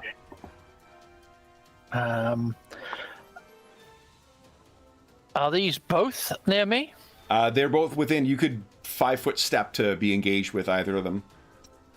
Yeah. So I was just trying to see if I could use my lightning stabbies to do Hell one yeah. of each. To do a full Dumere. Yep. Let's okay. try that. All right. So 3 attacks, -2 to hit with all of them. So let's do this. So -2 on this. Okay. Hit. Go ahead and roll damage. Ooh, it might live. It does not live. Oh dear. Second attack. And the other guy, -2 again. Oh yeah, that's a complete miss. Okay. I got too excited. You got number 3 though. Let's try that. Go. Okay. I think you hit that, or you tried to hit the second one, or maybe it's what your balance was just off on the other. I keep disarming. I don't want to do that again. So let's instead do this. This thing opens its mouth and just kind of snarls at you very slowly. Would you give us a will save, please? DC 12. I will save. Trying to read that. Okay, that's it. Yay, another successful roll. Okay. Well, 12, so do you want to action die that? Did I give you your action die for 3 o'clock, guys? I don't think so. Did not. Yeah. Everyone gets an action die. Awesome.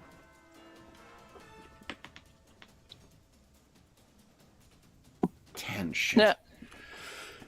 Okay, then there is, when it opens its mouth, there is just a pulse of an odd pinkish color. And there is a feeling of listlessness that drifts over you. Hold on. Or not listlessness, of ennui. And I'm trying to find my... I mean, you can understand when you have that many bad rolls in a row, you would feel that way. I'm just describing your feeling, not the character. Oh, I see. I see. Condition, here we go.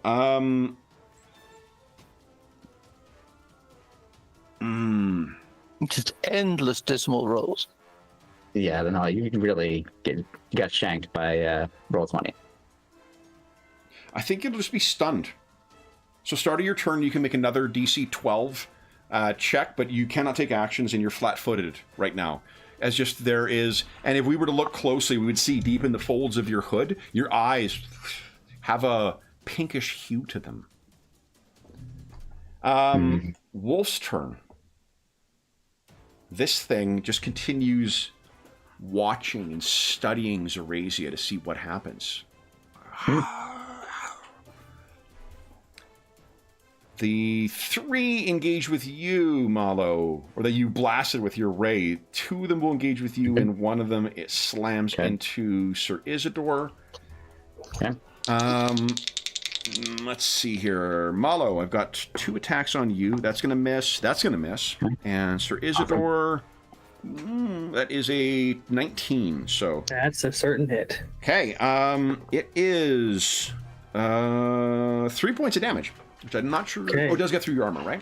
It's 1 through my armor. And through your armor. Then Malo. Yes, so I will take, since they're already engaged with me, my first half action will be to attack. It's either one of them. Okay. There's a +1 to this with my stance. 11, it's not going to do it. So I will spend an action point because Black Razor lets me get 2 action points for the price of 1. Love it. Love it. Love it. It's very similar to my warrior ability. Yeah, exactly. Oh, yeah. Awesome. I love it. Except I can do it with any weapon. So, That's 14. That is a hit. 15. Okay, great. So here comes some damage. This will be +3. Okay. So 11. First one is dead. Okay, awesome. Then I'll take my second half action to strike the remaining one. Go ahead. So here we go. 17. Solid to hit. Damage and save. damage is 13. Ooh, I rolled a 19 for the save again. So okay. wait, you did 13? So hold Yes. on. Then that is 17 points of damage, which means it's a 16 they needed. So yeah. Boy, that's a lot of damage. I'll take it. There you go. And then I'll do a 5-foot maneuver to back up. Okay. Smart. Okay. And you moved out of range. Sir Isidore. I'm going to 5-foot step closer towards Malo, but to stay engaged with the one I'm with. Okay. And then I'm going to try to clock it, with my sword. Hell yeah. Go ahead. And everything's built into my roll. Solid hit. Yep. Nice. Woof. Okay, so that is 13 damage, and that is a dead wolf.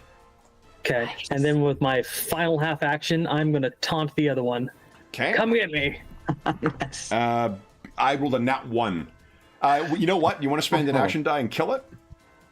Yeah. I will do that. Taunt it, it charges in, and you fucking skewer it like it was asking for the blade. Awesome. Okay. Zorazia, would you give us another will save, please? Zorazia, you're owed a good roll here. You just need a 10. Sorry. A lot of scrolling on the sheet. Mm-hmm. Cheers. I know. Yeah. Nice. So you blink and you're gone, and we'll talk about the experience in a moment, but you have full actions. What are you doing? Then I will... I guess I can't really use my darting thing, because that doesn't really count on this situation. I will... Oh, you could use darting Smack again, it. because you could just... It's a 3 attacks then. They're -2 to attacks, because I don't think darting needs to be against different targets, right? It's just... But I need to do it at the beginning of my round when, if I'm stunned at the beginning of my round. Probably can't. Let's see here. Darting doesn't apply to saves anyway. So assuming that you wanted to, there's 2 ways it would want. One, it wouldn't matter mechanically for your save. So whether you decided to do that or not wouldn't make a difference for your successful save. So if you were, there's no reason why you wouldn't say, I'm going to do this if I make my save. So we'll assume that you can choose to make the decision afterwards. Okay. I will put this. I've got the modifier already in it. Hell yeah. Another useless roll. Oh, dang. That's why you got 2 more. One more. The first one's useless as well. What did you roll? Oh, you rolled a 6 for the shit. Okay. And then your third... No, three fours in a row. Oh my god. Oh boy. Oh my god. Okay. So it's good of you to let, Jeff's dice get some use at the table today. That is, he enjoys when others use it. All right. So now that we've seen that, I think I'm going to spend 4 action die, and this thing is gonna, it doesn't so much howl as it reverberates. And I'd like each of you to give us a will save once again, please, as this distortion wave sort of washes over you. Yep, no problem. I have a history of making saves against howls. No problem. Zorazia, you just need 1 point to make that a success. It's 12. So if you spend an action die, you succeed. All right. But yeah, there's something very off about this wolf. About these wolves. Look at that. Yeah. Then, Malo, what are you doing? I will have approximately how far am I now from Zorazia? I think you guys are about like 25, and she moved 20, so you guys are about 45 feet apart. Yeah. I mean, all I'll do is I'll take both my actions to reach Zorazia, basically. Okay. So you go racing over to join her. And I take it you're engaging with this thing? Yeah, so that way I'm a potential target as well. Okay, in case, got it. Cerizador. Yeah. Alrighty, I'm gonna dart in as well, but I'm moving 30 feet. But I am taunting it because it needs to come at me. Come on! Tonk tonk. I got a 2. Yep. So the cool thing is, if it was a special character, I could spend an action die to resist the taunt. Otherwise, it's fucked. It has to do it, regardless of whatever else it's going to do. It's a really cool mechanic. So, Razia, you can see that this thing has lost whatever else has gone on. It's back in wolf mode, and it looks like it's going to charge Cerizador.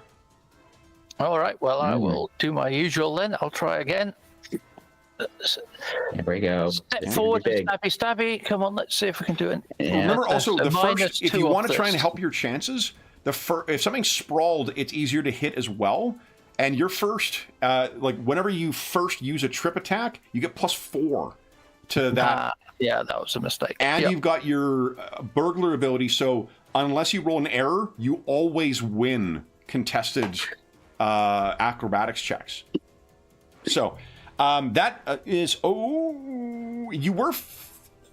That's -2 on top of that. Oh, okay. Well, she doesn't plan on moving, right? She could have 5-foot stepped. She could have, but even with the flanking, because of the -2, that's going to miss. So the first one is a miss. We have 2 more. Now. Okay. Thought for another day. Then. All right, come on. Yeah, that's another thing. Let's just go through the. Oh, there you go. All right, go ahead and roll damage. There. And why don't you tell us? I rolled a hit sooner or later. 4 for my damage save. Why don't you tell us what it looks like as it dies? Oh, I stab it once through the chest as it goes by, and then stab it multiple times afterwards. Okay. And as it goes down, there is a brief moment where there is a dissipation of that color, that pinkish fuchsia hue leaves all of their eyes. But then for the briefest of moments, you can all feel a sense of blackness, as if you're in utter dark, and then suddenly a vast and subterranean chamber filled with that same fuchsia color.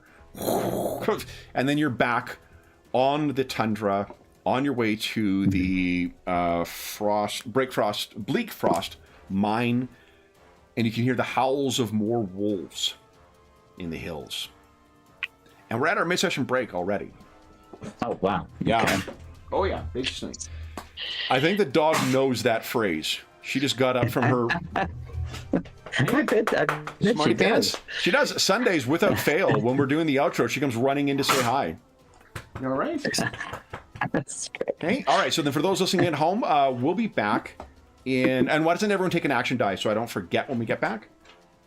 So Okay, let me yeah, great. clear the things here. Remove all turns. All right. And I get 3 for myself. Pretty good, pretty good. All right, then for those listening at home, we'll be back in about 5 minutes.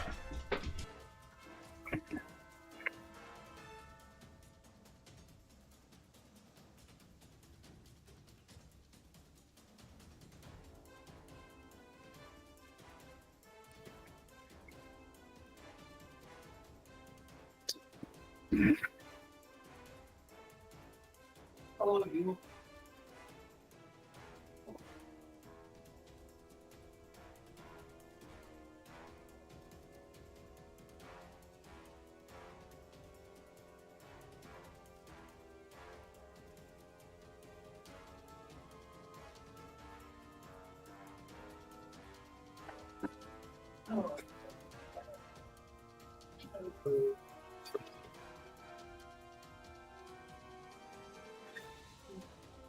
No treat for me, no treat for you. One treat less. One treat less.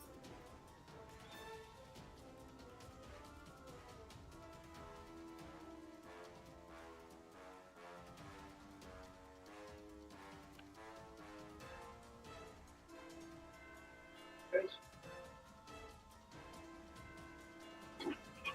We have no treats, you are.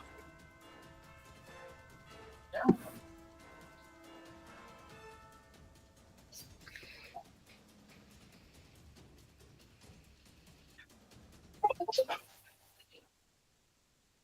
Interesting.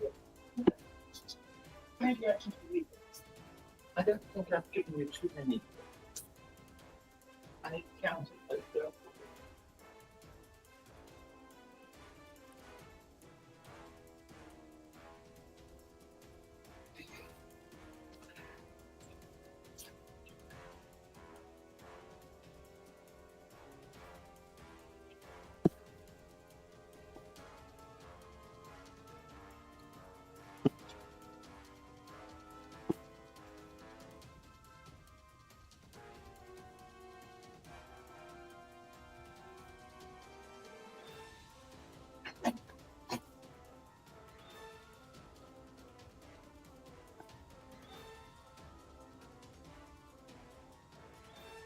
Who's that, Stephen?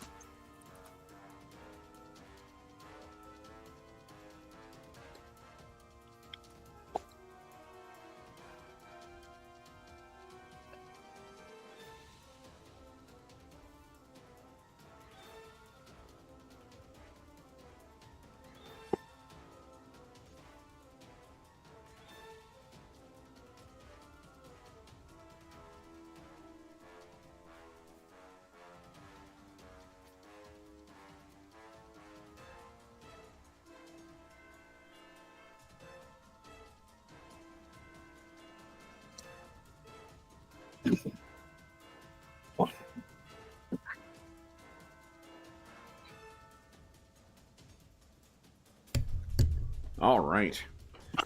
Sorry about that, guys. No worries. Okay. Oh, James, if you are back, your camera is off for me, at least. Yep. Oh, there you go. Okay. Yep. Okay. Perfect. All right. So, with them down, does anyone have any studies that would relate to, like, animals or animal knowledge or anything like that?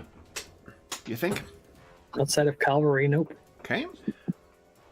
No, But unfortunately. they're all special creatures in the world. So little objet d'art, I can't help. Would you each give us a knowledge check, then? There's a chance that you guys may not succeed in this.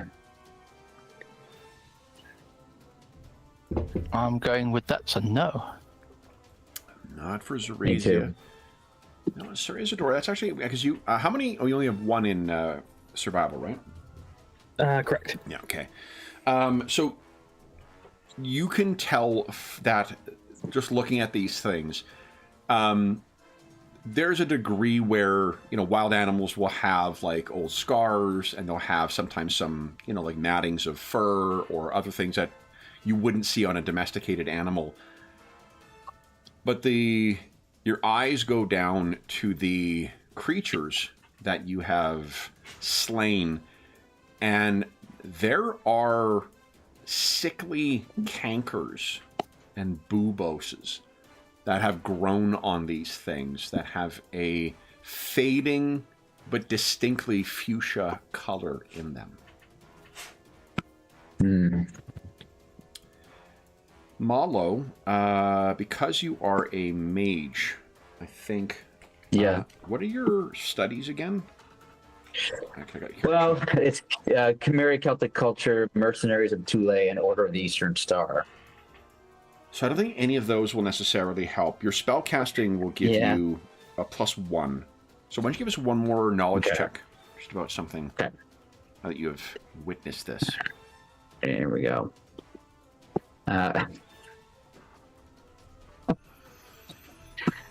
You're welcome. But I'm not going to continually trigger another error here. Okay. Yeah. For some reason, I think so hard I go prone. Well, what is I've done it in past is like terrible knowledge where I'll roll stress damage on you, right? That's interesting too. Which you know what? I'm glad you said that. Why don't I do that? I'll trigger the error. So you're going to take. Give us a 1d6 roll. That's how much stress damage you'll take. Okay. 5. Yeah, there you go. 5, and then give us a DC 12. Will save, please. Okay. Do I have to enter the stress first before I make that roll, or Doesn't make a difference. Okay. Which means if you make the save, you keep the damage, and then you're good.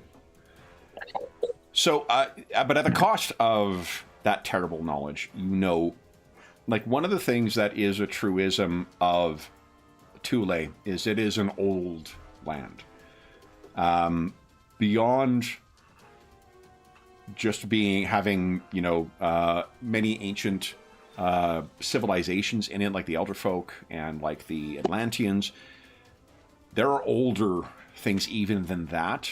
And the shifting nature of Thule, it is thought of by some scholars as potentially being a vast and sprawling prison. A place where you can seal things away and then the entire land itself goes hidden. There are old and ancient things predating humans that are sealed away at the dark places in Thule. Things utterly alien to the knowledge and the imaginations of humankind. The shock of having viewed that thing underneath and the cankers, you wish you knew more, you wish you had access to scholars or sages. Some of your brothers in the Order of the Eastern Star, I imagine, are more inclined towards scholarship and may have known this. You have balanced your magical teachings with your martial prowess. So, whatever these things... I think Go ahead. I just, I do think that the stress would be caused by the idea that I feel, with what very little knowledge I know of the idea that there have been alien things here behind that I've witnessed, that are completely beyond comprehension, definitely of me and maybe anyone in Thule. That and the idea that the power that comes along with that, and there's nothing I can do about it because I have no idea what any of it is just horrifying. That this may be the fate of this entire land. Mm. What, if anything, do you say to your colleagues? Don't worry about it. It's fine. I always doubt you, but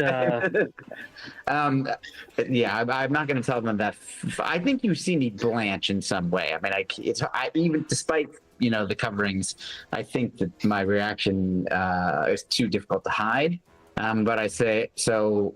I think when I realize that you've seen me have this, response, I say, this is foul, ancient, alien workings of a kind beyond any knowledge I possess, or perhaps anyone in the Order of the Eastern Star, or the Sages of Cromarium, or anyone. I do not know what this is, but I think you sense just as I that this is a dark thing we have encountered, and clearly it's only spreading. So it's going to be a threat to more than just us and anybody in this area soon enough. Yes. I think perhaps we are clearly heading at least in the direction of the source, not that it might be the mine itself, but only until yesterday we saw nothing like this. And now we see, as far as we can see with our naked eye, there's more of this blight. So we should head back and warn everyone then. I'm assuming that is what our friend back there was attempting to do.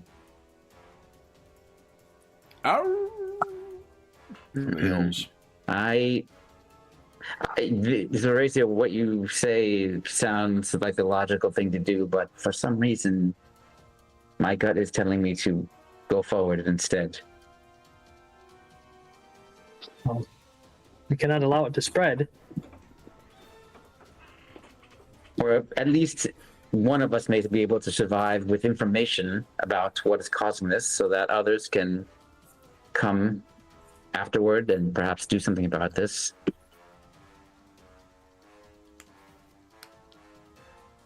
So do we know from our map how far it is to something forward? You were supposed to reach the mine close today. Yes.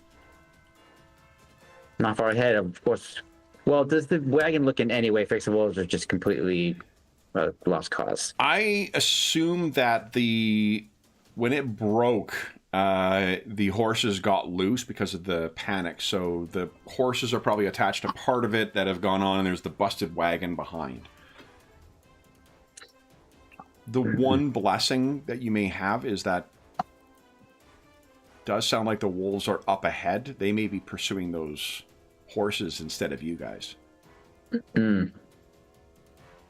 Feel badly for the horses, and I hope we do not see them again, for if we do, I fear they will be infected if they are not eaten.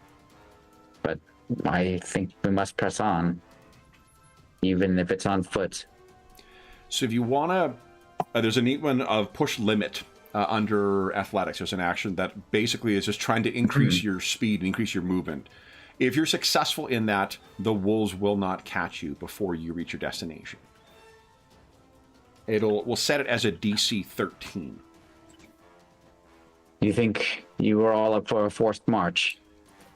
Only 2 of you need to make this successfully. Okay. What kind of check was it again? Athletics. Athletics. Obviously, I'm spending an action die. Sir Isidore crack his neck and put away his weapons and... Nice. Hold on, Malo. You only need... Oh, yeah. Yeah, only 2 of you need to make it, so... I just love using the action dice. Yeah. Save it for when they're needed, though. Yes, no, absolutely. That's amazing. So you guys break into a trot, and you manage to keep up. Malo, I think it's. I'm assuming the reason you were falling behind is perhaps that the listlessness. I think is the word I was looking for before. Unless that's the one I said before. Ennui, listless, yeah. Or maybe I said it. Anyway. This, guys, as the day goes long, fortunately it is the summer, so the days are quite long. This is what you were approaching. This is the fort entrance for the mine. And the reason I think you are likely wanting to approach here is because you can see cooking fires coming from within it. You can carry on. You see there on the left there is a passage that leads down into the mountain itself, or to the hills at least. That is where you would go to access the actual mine entrance. But you did know that Torbrand told you that there was a place they stored the ore and whatnot before it was trucked out. Do you wish to reconnoiter first? Do you wish to... Go ahead, George. Sorry, I was talking over you.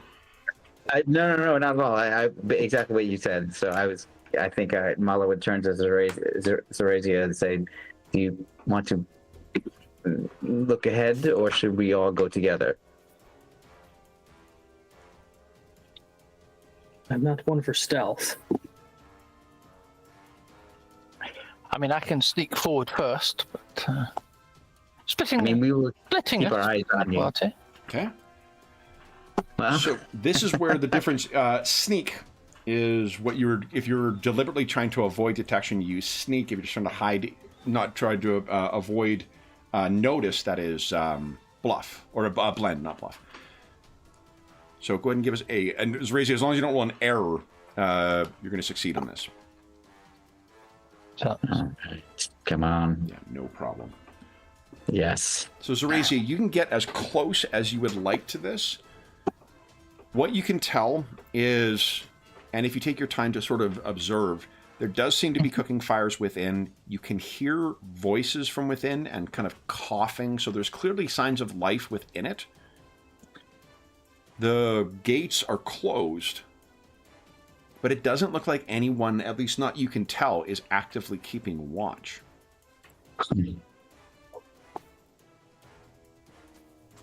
So can I try scaling up the wall? Oh yeah, you can. That would be an athletics check, please. We'll make it let's say a DC 12.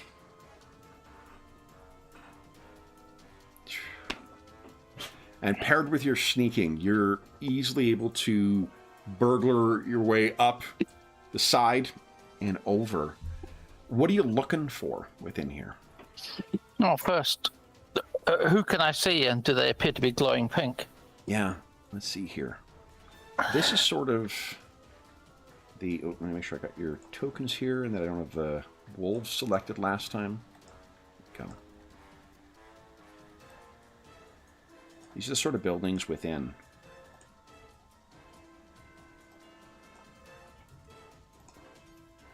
This is going to be way off in my... Yeah, there we go. So I'm going to be so self-conscious of where I cut and paste tokens from now on. It's fucking 2 lucky strikes are going to ruin me for the next... What you can see, there is there's a water source within here. It's clearly the place that's intended to be fortified for longer. This is not just a gate and palisades and around nowhere. They've picked a place to sort of build a wall around so that it can be safe. Looks like it could probably hold upwards of maybe 80 to 100 people comfortably. From the amount that are kind of listlessly moving around here, you can, for one, tell that almost all of them are wearing some kind of insignia relating to the cult of Apollo or the cult of Artemis. These are likely crusaders who are within here.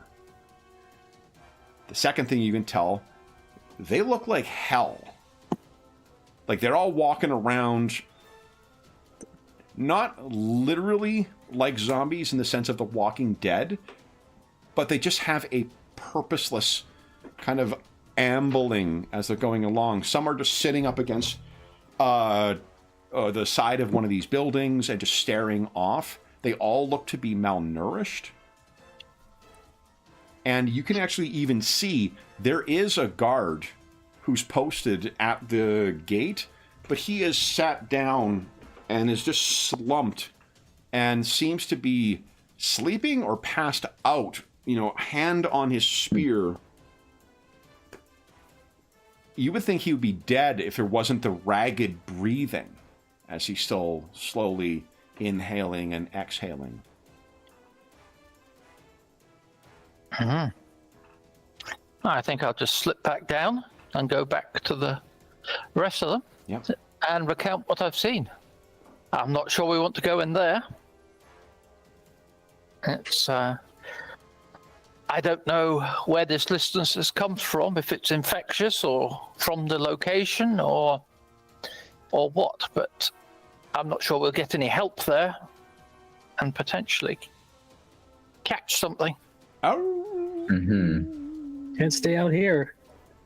Well, where is the mine from here? The mine would be another maybe a quarter mile into the mountains. I don't think I keep using that as my arbitrary length because I'm like, well, it's not super long, but it's not short either. That sounds good. It's 1,700 feet. How big is a mile again? 5,400. 200. Yeah, something like that. Yeah, Okay. Around 5,200 feet. So 5,000 I think feet. 5260. Yeah, that's probably right. Because a quarter. 16 football fields. Yeah. So 7 football fields away, probably. Okay. So. Quarter mile. Yeah. And there is a road that leads underneath that arch and then in there too. It's clearly like the arch at the entrance there has been built to be able to fortify the entrance to the mine as well, should need be. I mean, Zeraza, I think you are right about them. They will give us no help and could cause us great harm. You did see there are carts of ore that are stored in there as well.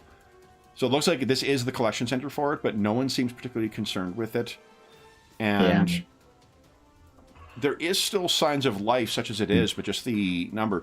I will tell you, the numbers that you counted here, if they were thinking that the number of the Crusaders was equal to the mercenaries, which they were setting at around 20, maybe 10 people, Zorazia, in here, including some of the folks that were coughing that you could not see.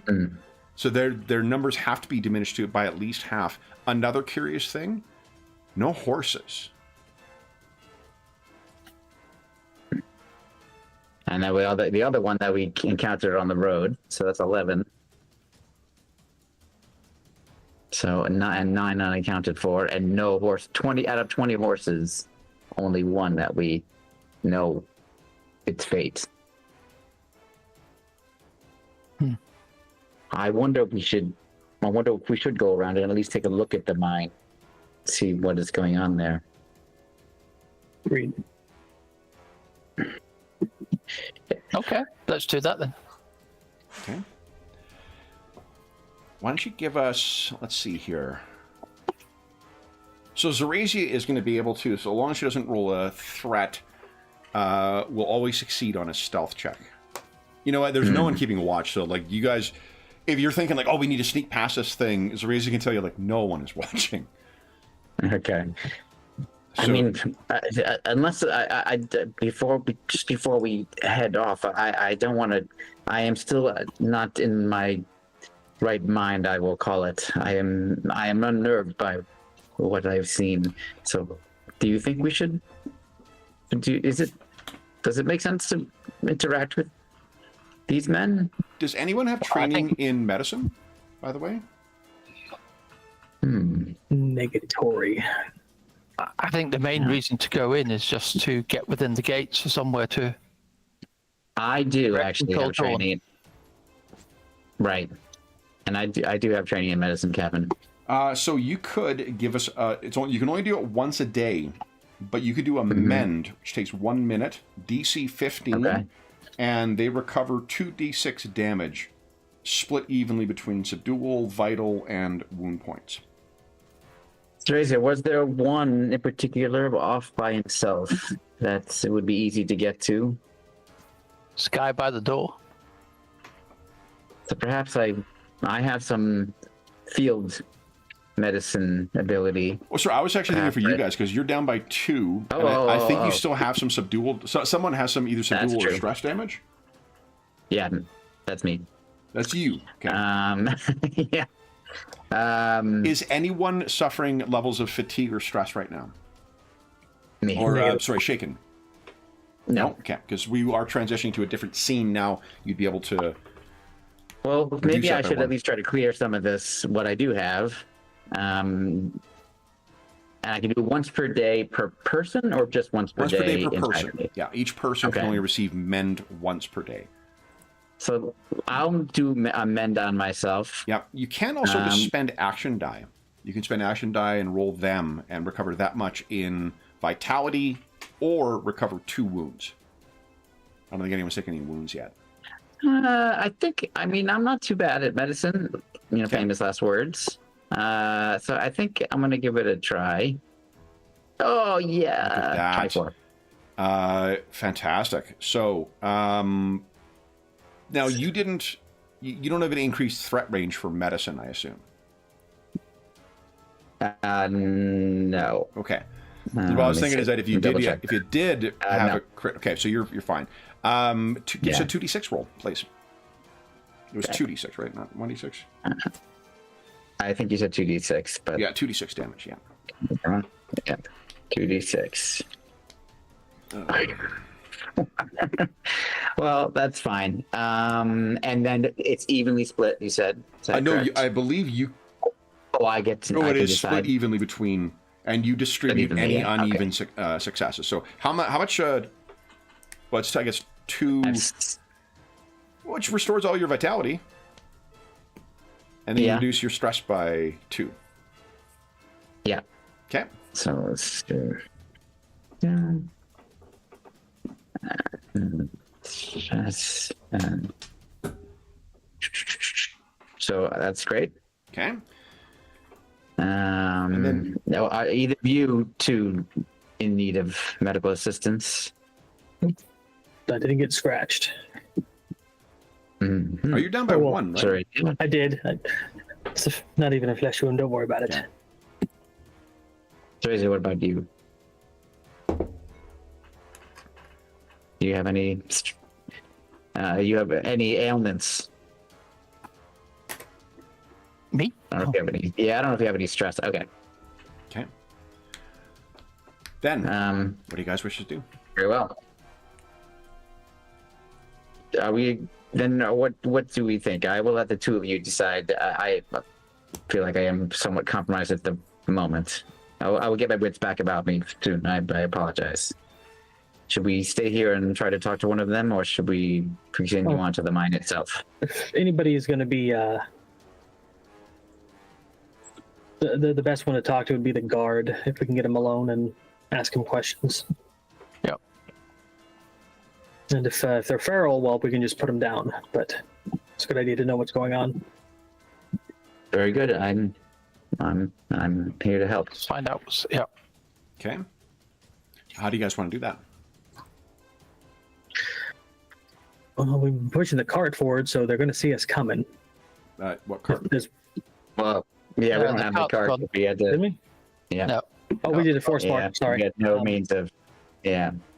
Well, so I could either crawl, go over the walls again and open the door myself, or we can knock on the door to be polite.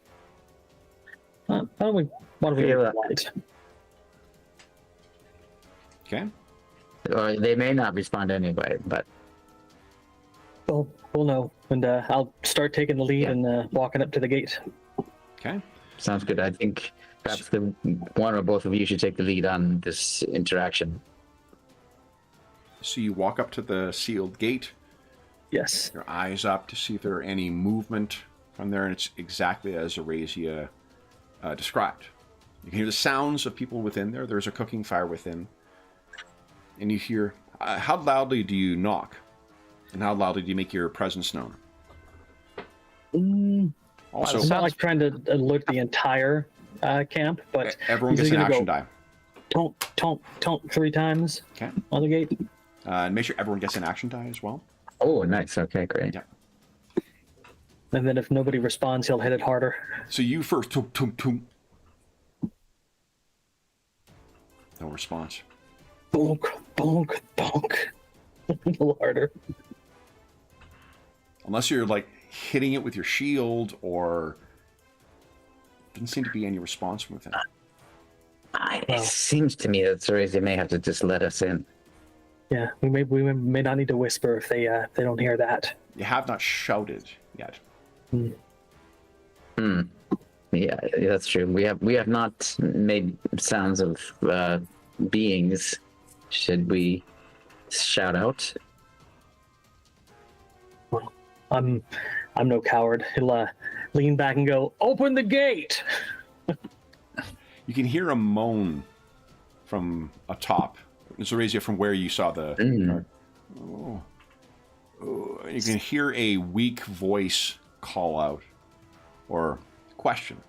Who is it?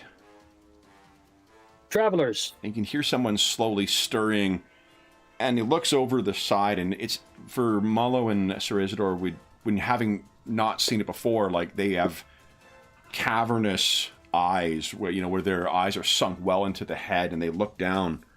Who are you? Where are the wolves? We left near a dozen slain on the road. Who? Are you holed up in here because of the wolves? I should get Sir Havel. Wait here. And you can hear him slowly making his way, making pained sounds the entire time. Yeesh, something bad happened here. It takes about maybe 15 minutes before someone comes back, and you can hear someone with a bit more of a intent tone to his voice say, "Open the doors," although there still is a sound of weariness to it. When the doors open, this is the person you see who seems less weary than the other. It's the guard who opens the gate, Zorasia, that you've seen before, and he seems to struggle against it. From the look of the man, he must be in his late 20s, early 30s. He moves like he's in his 70s. Wow. And even this other knight, though more hardy, there's a weariness to him. There's signs of obvious battle. He looks you over, and let me make a check. He says, "Who are you? How did you come here?" He has insignia on him. He's clearly a knight of Apollo of some kind. Okay. Look over at Malo, and then look at look at Malo, look at the Apollo Knight, and then we were sent to see what was going on here, and it seems like you're in bad way. Sent by who? He says. Merchant. Sorry? The merchant. What's his name? Torbrand. Torbrand, yeah. Torbrand. He had spoken with Sir Labalo of your order. Was that your horse I saw them feasting on? There's a horse? Which... Well, what remains of one. Hours back. A horse and rider. We saw no rider. There's a look there was that one. Passes between he and the guard, and you can see there's just their shoulders slump. And they say, He was going to get help, wasn't he? Was there any sign of the rider? I saw where someone was tossed off, but saw nothing of him. You can hear the howl of the wolves, and the two of them kind of start at that. They said, "You best get inside." Well, we've slain at least a dozen of them so far, but I would not relish another fight.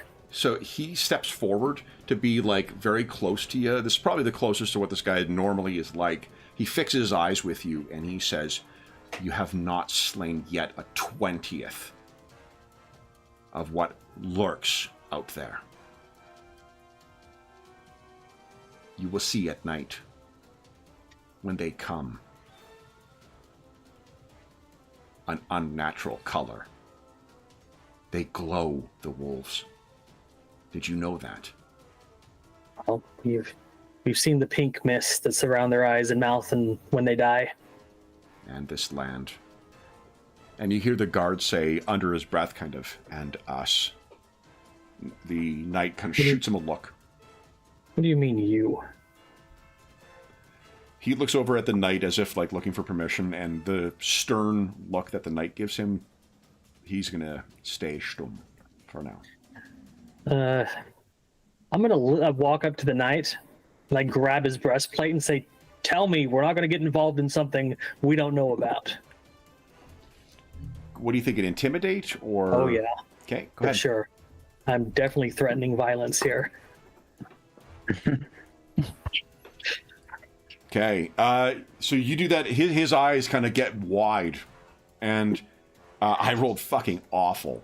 So I think he just drops to his knees, like almost like you're holding onto him. He's looking up at you, and he says, "You are already lost."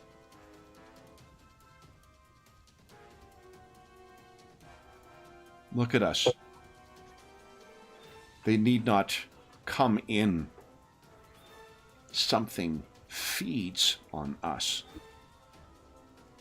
And you can see there's more and more of the Crusaders, men and women, who are sort of listlessly making their way, into the yard. All of them have like 1,000-yard stare. They look like, they have gone without food for weeks. And at most, they've been here 5 days. Right. It's not lack of food that's causing this, but something else. There is an ill humor. It afflicts the land, the creatures. We thought this lycanthropy. Sir Lanvalo did. He stood still while the wolves tore him apart.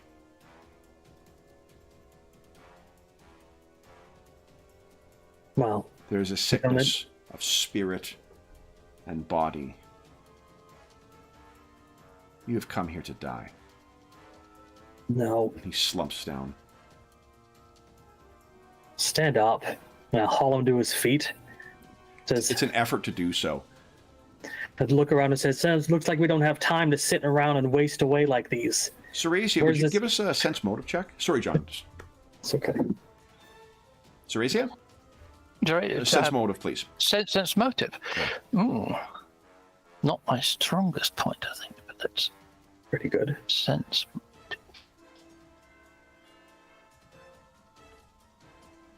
Oh, I can turn this music off. 13 is all you need. So the sliding scale of difficulty in for levels with it as well too. 13 is I think it's either challenging or it's not a simple or facile check. Ceresia, the way this guy is responding, this is like a much more aggravated and pronounced version of how you briefly felt there. When there was that flash of just idleness that came over you. And yet I was able to snap out of it. How come these guys don't? Probably the prolonged How long have effect. you been like this? We arrived 5 days prior. We found there were some here still. The work crew. They either wasted away or turned into monsters. There is but one of their number who still survives.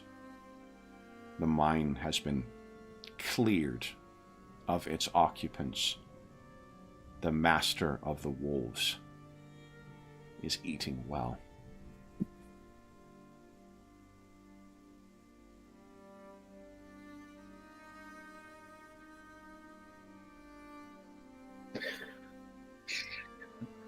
Do you know where the source of this is? Like, did they bring it from the mines?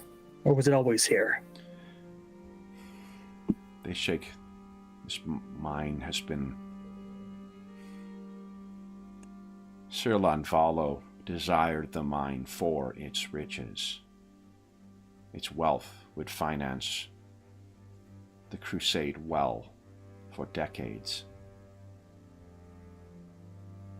It has been active for long. Before he died, one of the foremen said, "The miners found something. Lights in the dark."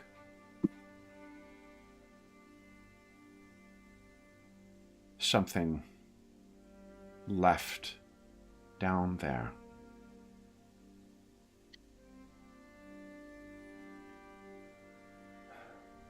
And the wolves came, and the sickness spread. It uses them, you see, and he hears the howls from outside the walls. Keeps its feeding. Its food is here.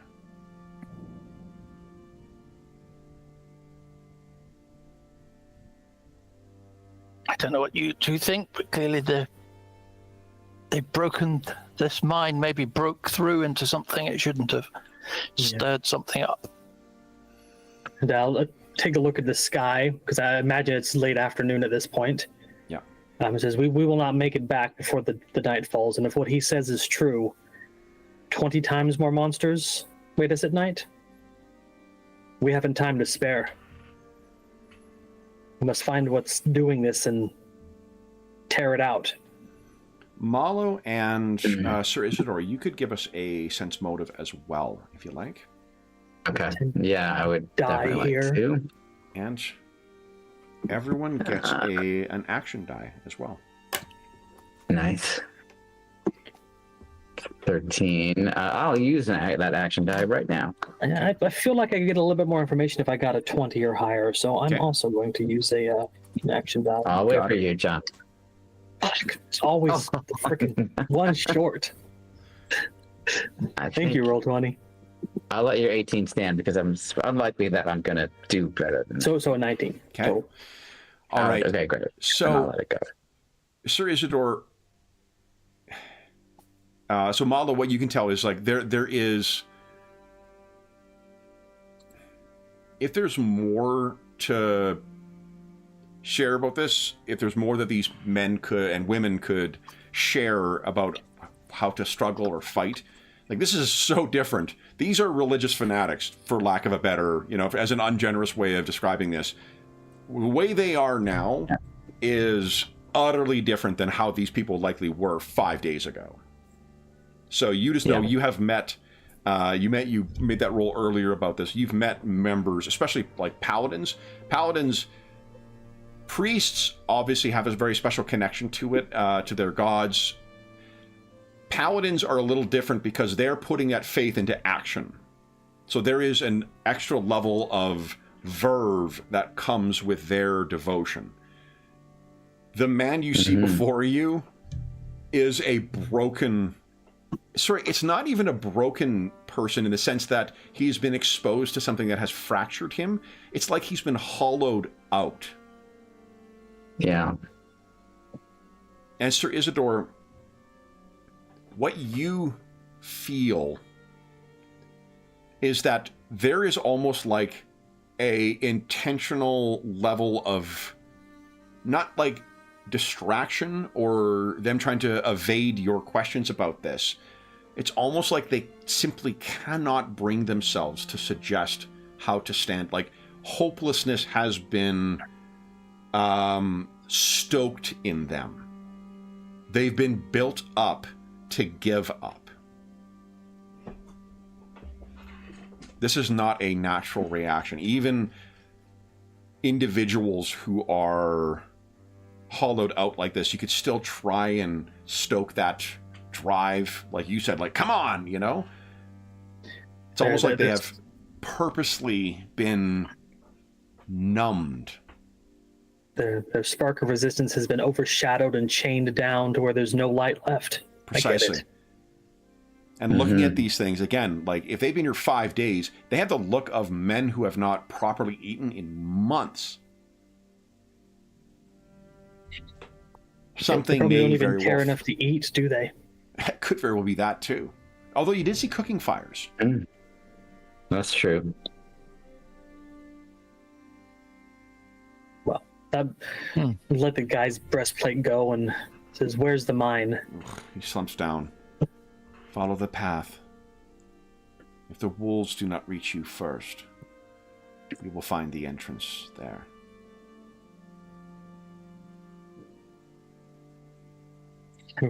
Where are all of your horses? Consumed. The guard now kind of just stunned, you know, and describes it without any kind of inflection or emotion. We tried to run. They pulled the horses' legs out from under them. Some of us fought, though some just stood and were consumed by them. The rest ran back here. This is not a fort, it's a larder. And they ran us back in here. He looks down at the fallen knight and he looks back at you guys and says, he wasn't riding for help. He was riding to end this.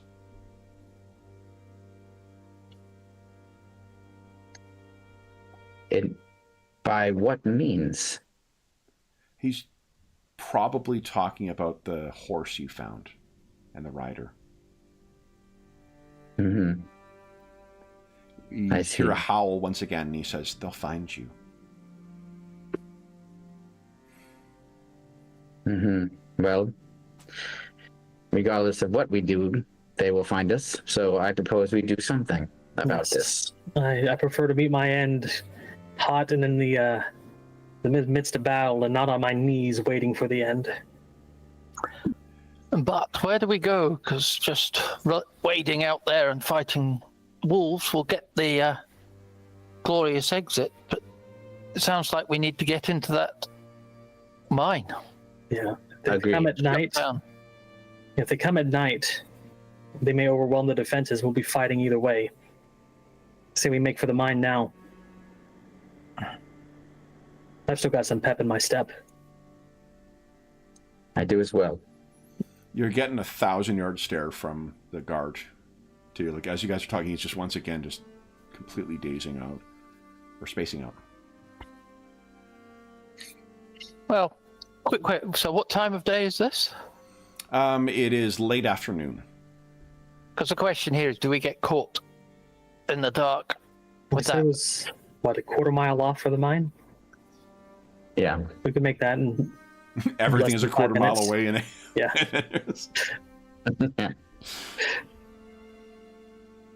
It's not a bad idea. You don't want to pull the stuff from the mine too far away from your base of storing it, so... Yeah, because my only thought was that, wolves are not generally good at getting into a fort like this. Well, if they're intelligent, and the guards forget to lock the gate, and... Yeah. I'd rather fight wolves in caves than out in the open. My intention is to go to the mine and be back before night comes. Okay. Quarter mile, we should be able to pass in a short time. Yeah. Mm-hmm. Quick 5-minute jog. Depending upon what we find. Yeah. What's up in meters, Kevin? Yeah. I was thinking of like how long, because I know you move 4 kilometers an hour And 60 miles an hour is 100 kilometers an hour, give or take. Maybe about, what, So 500 meters? So, yeah. Yeah, because it's, 1.5 kilometers per mile, give or take, ish? Oh, let me. Is that right? No, it's the reverse. Yeah, A mile is longer than a kilometer. yeah. Right. It's more like 1.3-ish. 0.6. Yeah, but yeah, Okay. I think. So then that would be, so it's 1.3. Yeah, this is a much easier math to do. Everything's Yeah. High five for the metric system, James. 400 meters, it turns out. 400 Yes, meters, that- which is like, that is a very reasonable dash in, for high let's go school do that. athletics. I imagine it's not like, straight level and you got to go up and down a bit because, it's a mine into the cliff. So They have graded it quite well, though, just because like you don't want to have precipitous, grades in the event, especially in this day and age. There's not for nothing. Yeah. I've been not for this, but there's a section in was it Kingdom Come Deliverance 2 where they go to a mine and the characters go around in a mine. So this is a 14th century mine. And these guys have fucking killed it for the research to go in. So it's like actually the character goes around through a medieval mining thing, and it's so fucking cool. That's awesome. Yeah, just to think of what these, the people who were involved with it and what the mining looked like and what the struts and shit looked like. It's just awesome. No, that's Okay. cool. So then, guys, speaking of mines. Mm-hmm. And let me grab your tokens, the updated ones. Actually, everyone's got 4 action die, so let's just update that to 4 action die each. And as you are making your way down towards here, there's not a glowing reward token in the middle of the screen. I just noticed it because I was playing a lot on Neo 2 the last couple of days. look, a souls drop. Yeah, awesome. We're gonna get. So, what you can We found picture their is, hope, guys. Let's go return it. as you're making your way down, you're walking across effectively graveled roads, so you can hear the sound of the grit underneath your boots. But if your armor makes any sound whatsoever, either any metal against metal or whatnot, it's echoing off of the walls in here, and it seems like it is focusing the sound of those wolves in the distance down into here.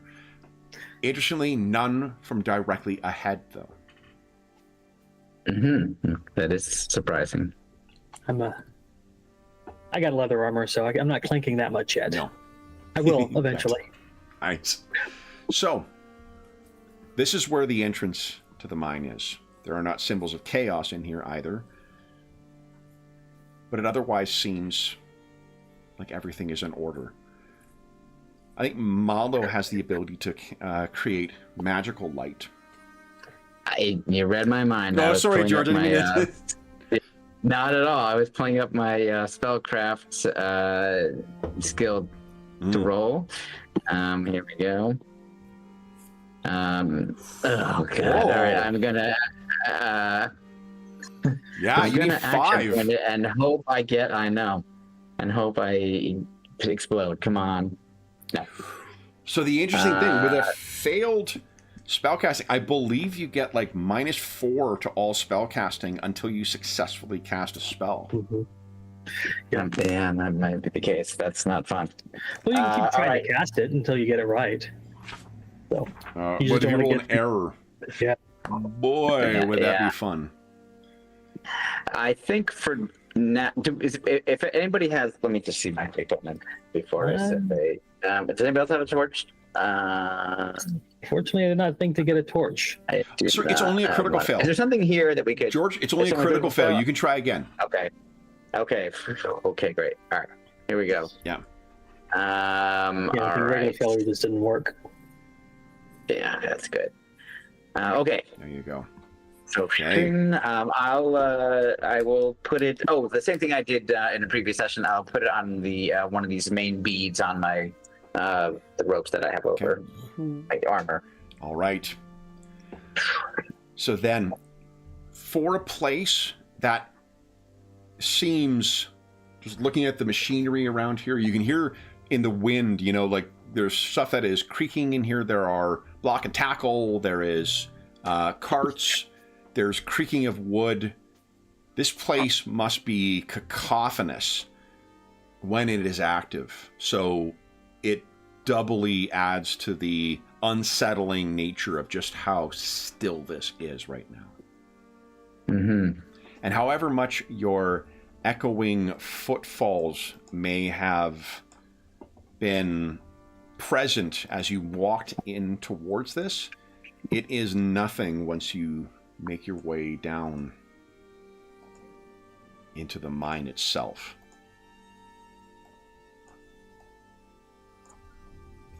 Let's have John, would you give us a D20 roll, please? Excellent. Let there be drama. Okay, 14. Awesome. Very cool thing. The way random encounters work in this, I have to spend action die to trigger them. Oh, that's yeah, I like that. Mm-hmm. Isn't that the rule that if we find an encounter, we want to keep it going, we could spend action dice to get more enemies? Get more XP? Hell yes. And more treasure, too. Okay, so you make your way into here, and do you think... everyone give us a knowledge check. Let's see if anyone's got experience with mines before. I do like how that can kind of just imply backstory. That's, yeah. Sir Isidore, so you've clearly been in a mine before. Yeah, I think it goes towards previous experience he's had after he left the Knights and was a mercenary. He's probably stayed in a mine or two or spelunked in a mine or two. Yep. Looking for treasure. Heck yeah. Or just driving stuff up. Easy work for a sellsword when, ne'er-do-wells or other, unpleasant things take up residence in a mine. This seems to have no sign. You know what's disturbing, I think? Maybe, well, there's no sign of anything in here. This is not a matter of some kind of abhuman has come in and taken over, or some beast has come in and you can say bones and detritus or droppings. There's nothing. Miners walked away from this job. You can see picks left around. You can see half-filled carts as you're making your way deeper into the mines. No squeaks of bats or any kind of subterranean creatures that would be in a mine that's been untouched. That is a good question. No sign of bats. No sign of rats. So Isidore's the hair prickles along the back of his neck. You continue deeper down. Yeah. And see that this mine was truly a lucrative endeavor. So Isidore, like looking over the edge down there. He's like, it's like this thing is fed off everything living that's been near or around this mine. It killed it all. New map or new image. So why doesn't George give us a 1d20 roll? Place. All right. Go. 13. Okay. So you continue your way down. What are you looking for in here, guys? I think I'm looking for signs of anything that has that same fuchsia pink glow to it. And I'm trying to find because I've been in a mine before. Sometimes they keep like maps or sketches on the walls or carvings to show where the mine is, traveled down, and try to see if we can find an area that is like the most recent dug spot. Absolutely. I think that with a 16 on your knowledge check, I think you've got that background. So you go over and you can check the markings that the miners have left in the walls, and the newest excavations down in the bowels of the earth. I think that's where we're going. Okay. Oh, that's... Sorry, I thought I was just making sure. All right, sounds from Anna. We may have a barking fit in a moment here. Nice. Somebody has the temerity to be leaving the house next door. Her ears are in full jackal mode right now. She is about to... It's like person mode instead of solicitor. Yeah. So, as you're making your way down,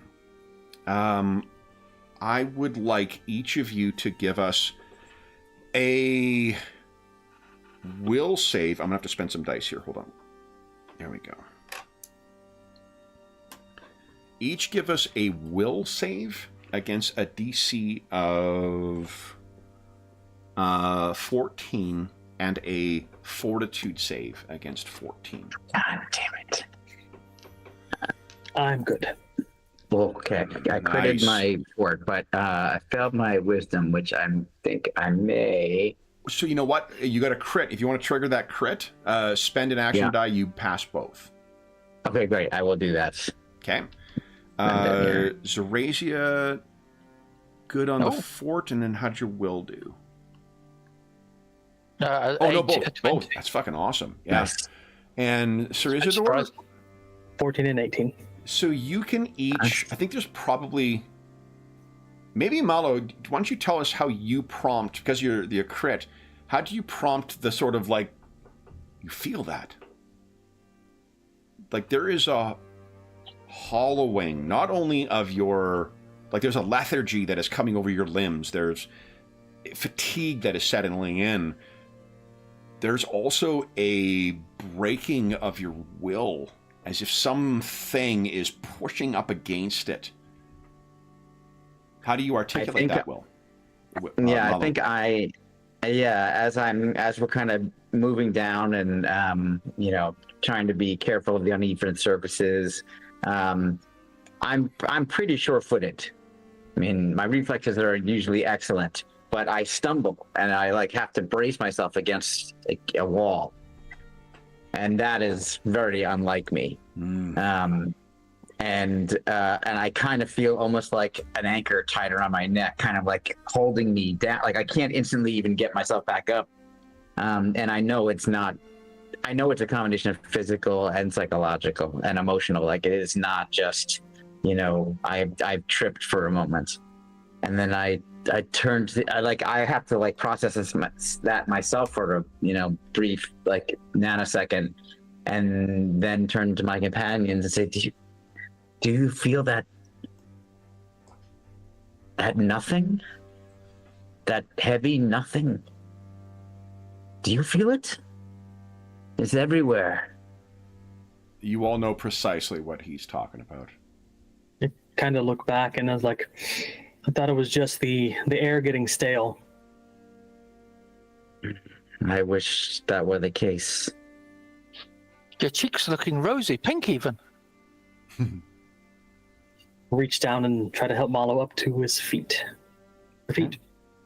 Yeah, I think I take your hand to be steadied, and I think I get back there, but it's once again I had the first encounter with this alien thing, and now this is the second time when I've been gripped by something more powerful than I think I've ever felt at this level before. Yeah, but I know I need to go forward.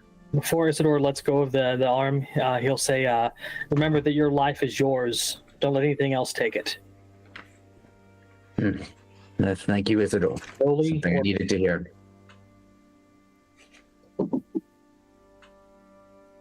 We must proceed down. We must go deeper. I fear that this feeling will get stronger. Isidore's, he'll make sure to keep an eye on Malo as we go deeper, just to make sure. Okay.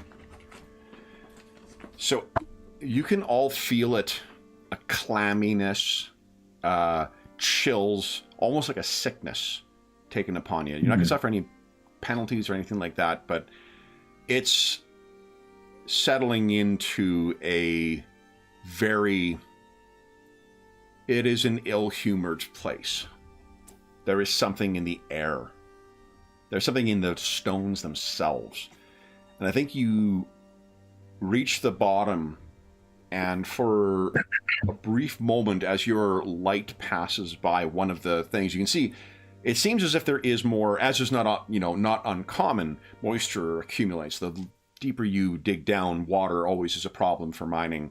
And there is a moisture and a slickness to the walls down here, which has allowed lichen and moss to grow.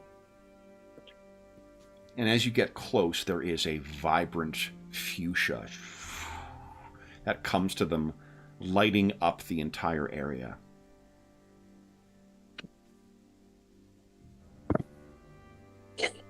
The nearest or the most recent excavations, Sir Isidore, are in a specific direction, and you will have to take efforts to avoid your hand from shaking as you gesture towards it. He's gonna pause and pull out his lucky coin and start rubbing it around his hand, just to try to steady it in with a steady motion.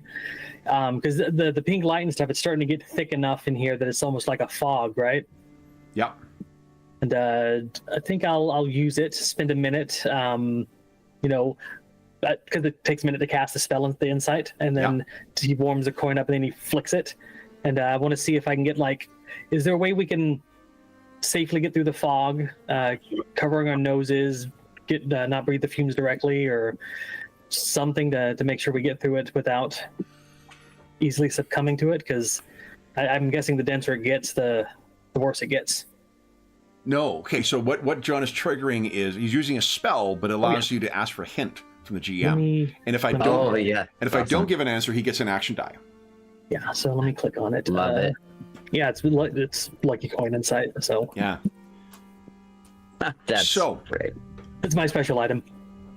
What I Love can it. tell you is whatever is weighing down on you, whatever it is something working its will on you directly.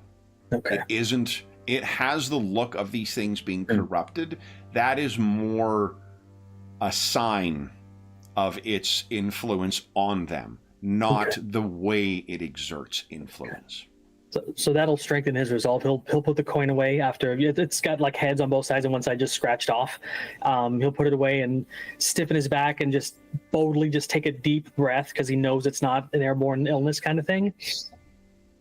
To steel yourselves. We have to go through this. Everyone gets an action die. Mm-hmm. Awesome. And then he'll lead the way. Okay. Shield, sword, as you think it's almost time. Then, what do you guys wish to do? There is the direction in the mine that the most recent excavations have gone through. Moving in. I think and I will follow. I think Malo is usually, arrogant or cocky, and not this time. Yeah. I think that the longer we have to deal with it, the worse it's going to get, so. Agreed. Let's get to the root of this problem. Sarazia, you still with us? Yep, let's go. I imagine she's shrunk kind of into herself and just silent the entire time. So it's Oh, she bounced off those questions, the saves, easily. yeah. Mm-hmm. Okay. Cool. Sir Isidore just barely made that will save, but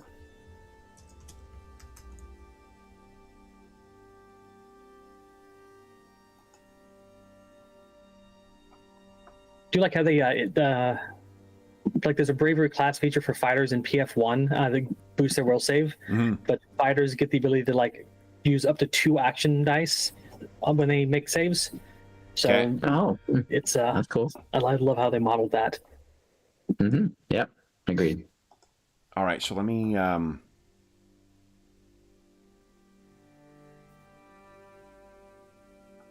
we able to tell Kevin how recent that this excavation was? The most recent, that's a month ago, or is that not something we could tell?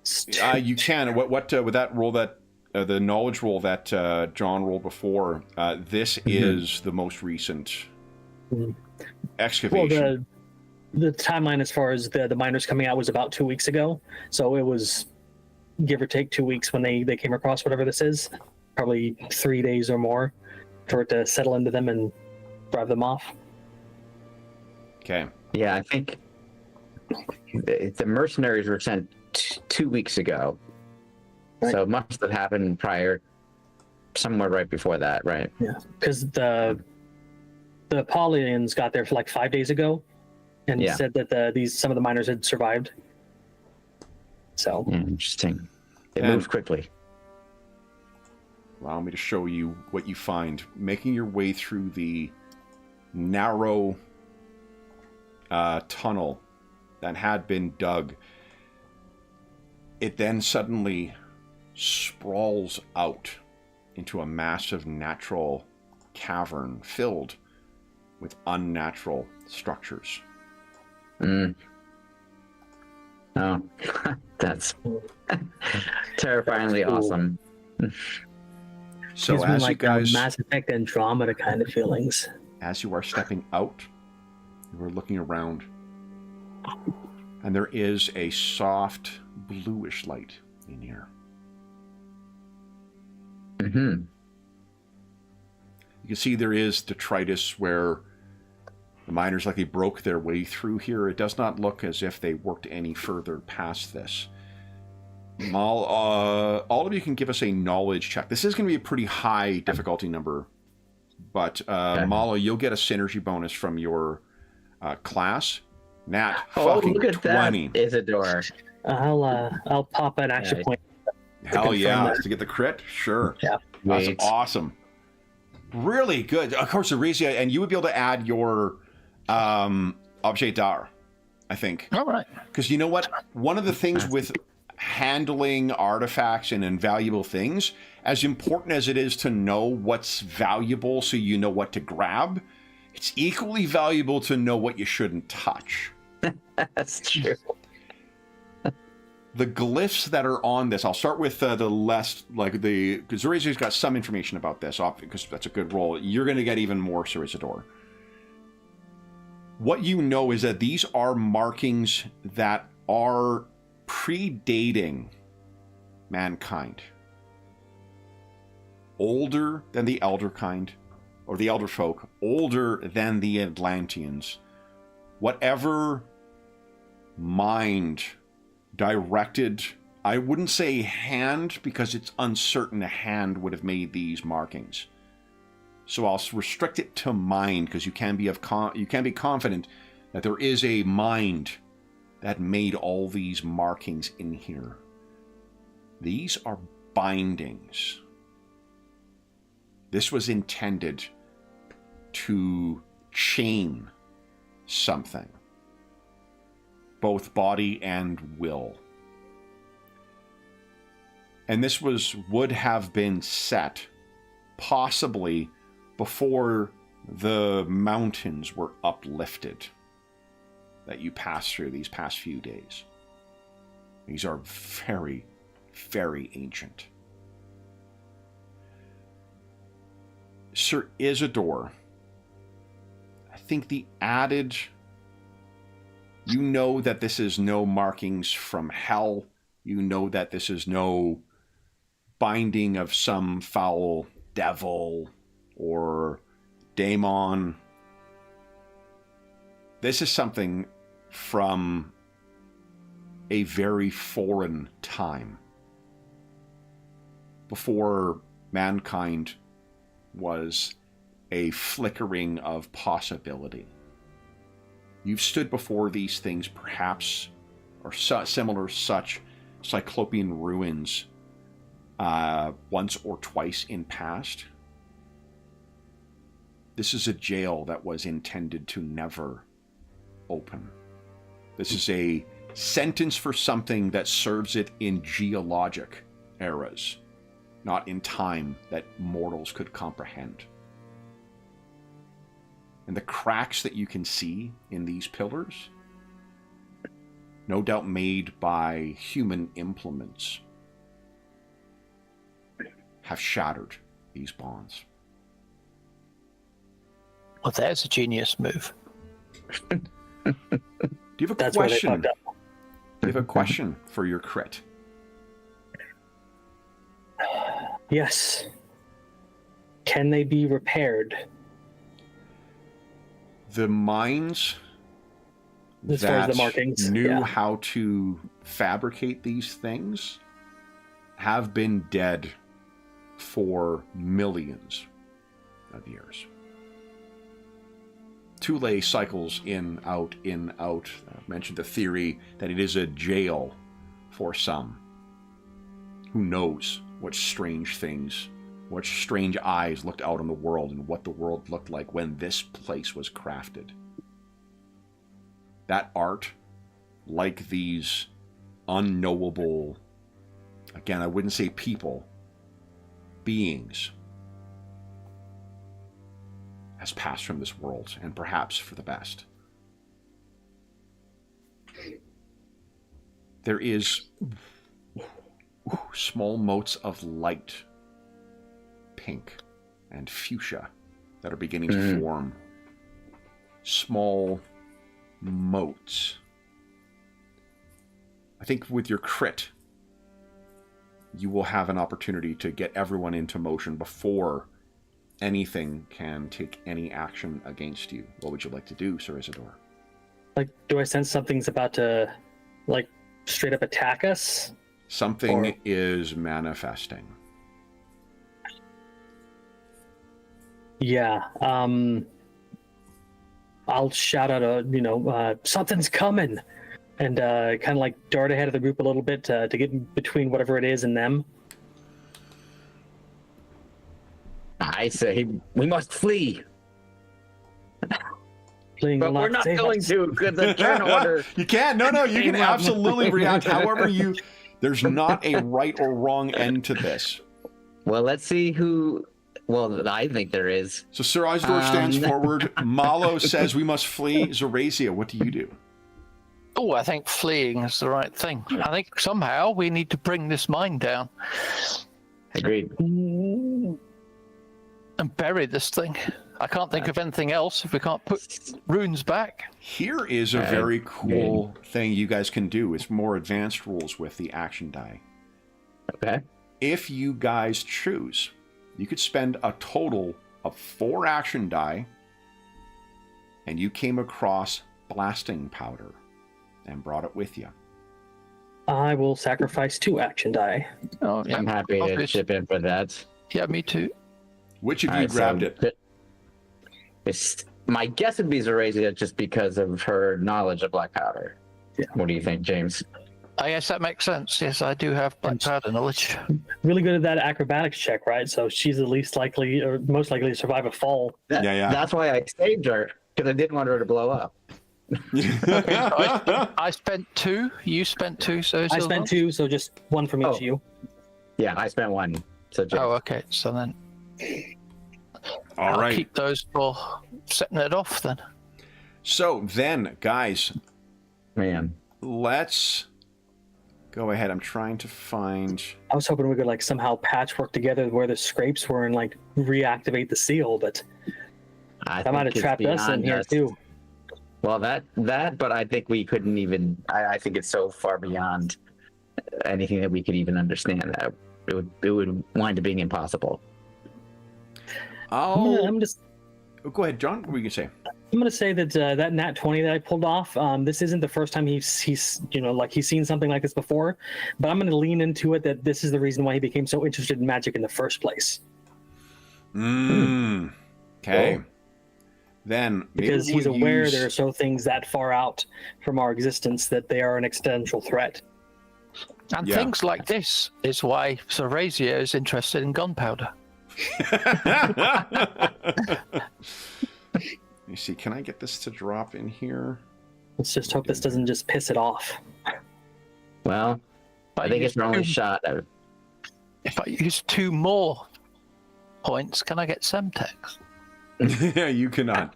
Get some C4 and. However, we were talking about spycraft before. That is definitely something you could do in that. You totally can do it. You could like order up a payload of stuff. So I'm trying to... Boy, Chat was saying, "Don't go into the light." So you used to be able to... Oh, there we go. So it's a wrong color, unfortunately, but this is what is beginning to manifest. A color. Simply a pinkish that is manifesting around so you can have at least some sense of what is going on. It is enormous.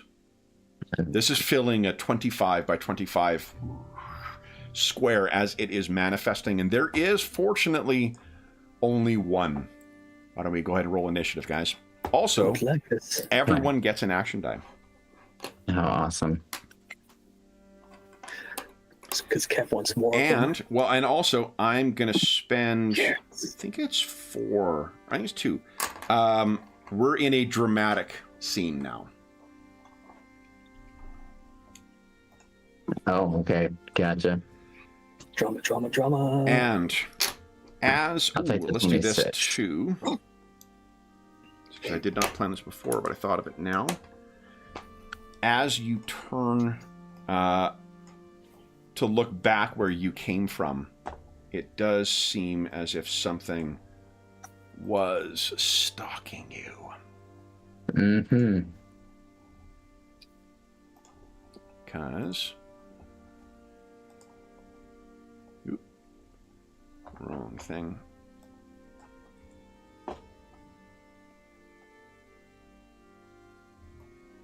Yep, correctly, okay.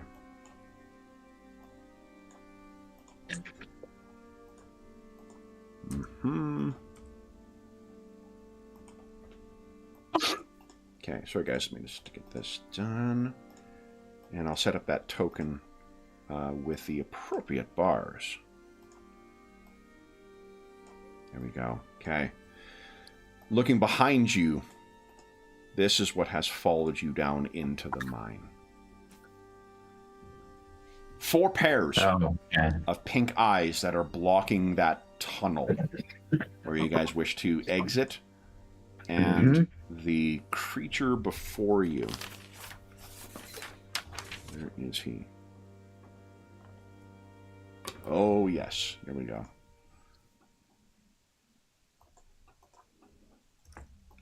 And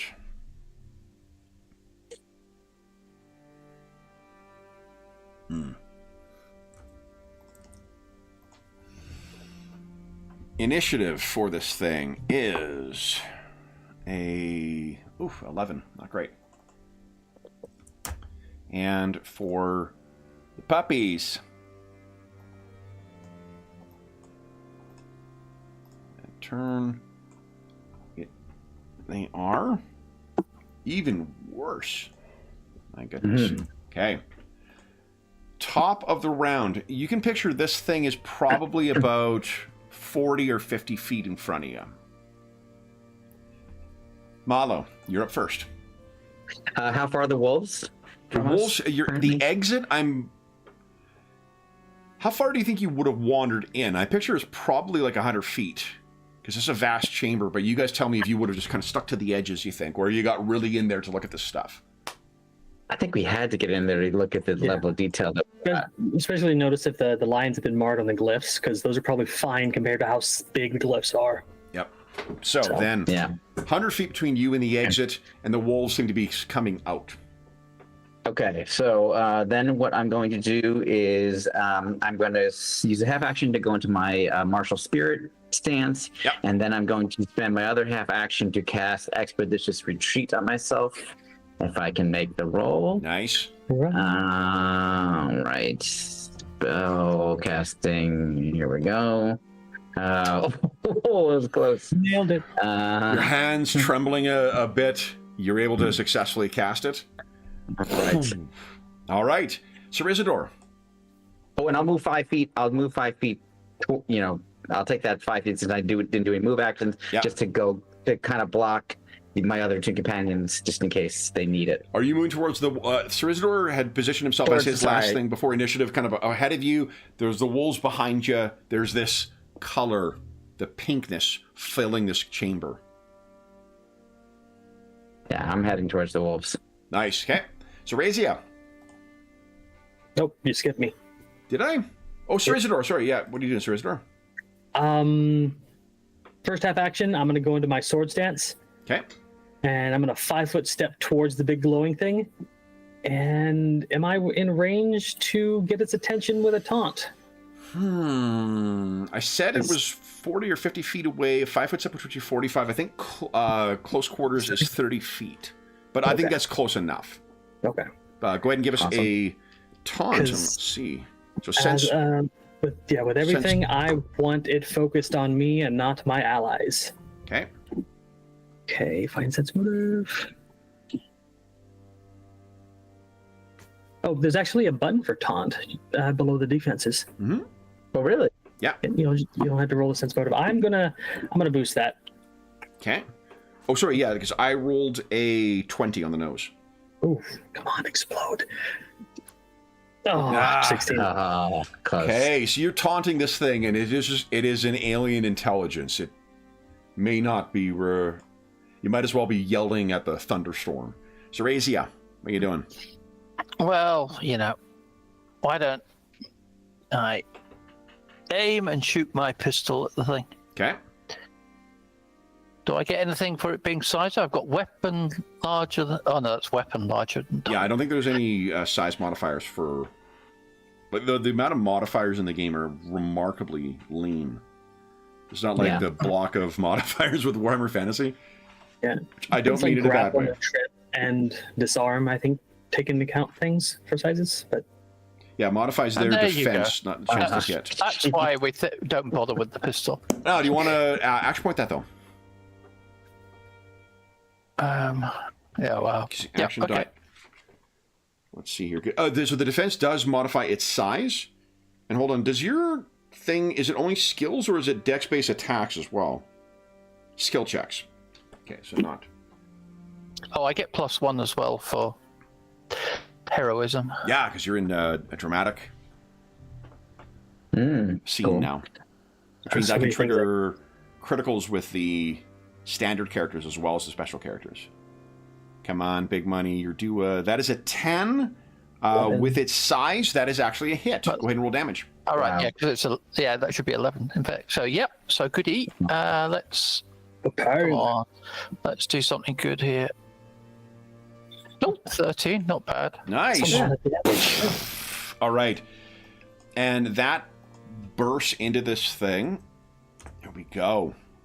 So, one of the other neat things you can do with your turns is you can ratchet a number of skill checks up. So we can model you pouring the black powder out and the blasting powder, getting ready to blast this thing. You make a skill check with every half action, and you need to hit a threshold number of successes before it, is ready to go.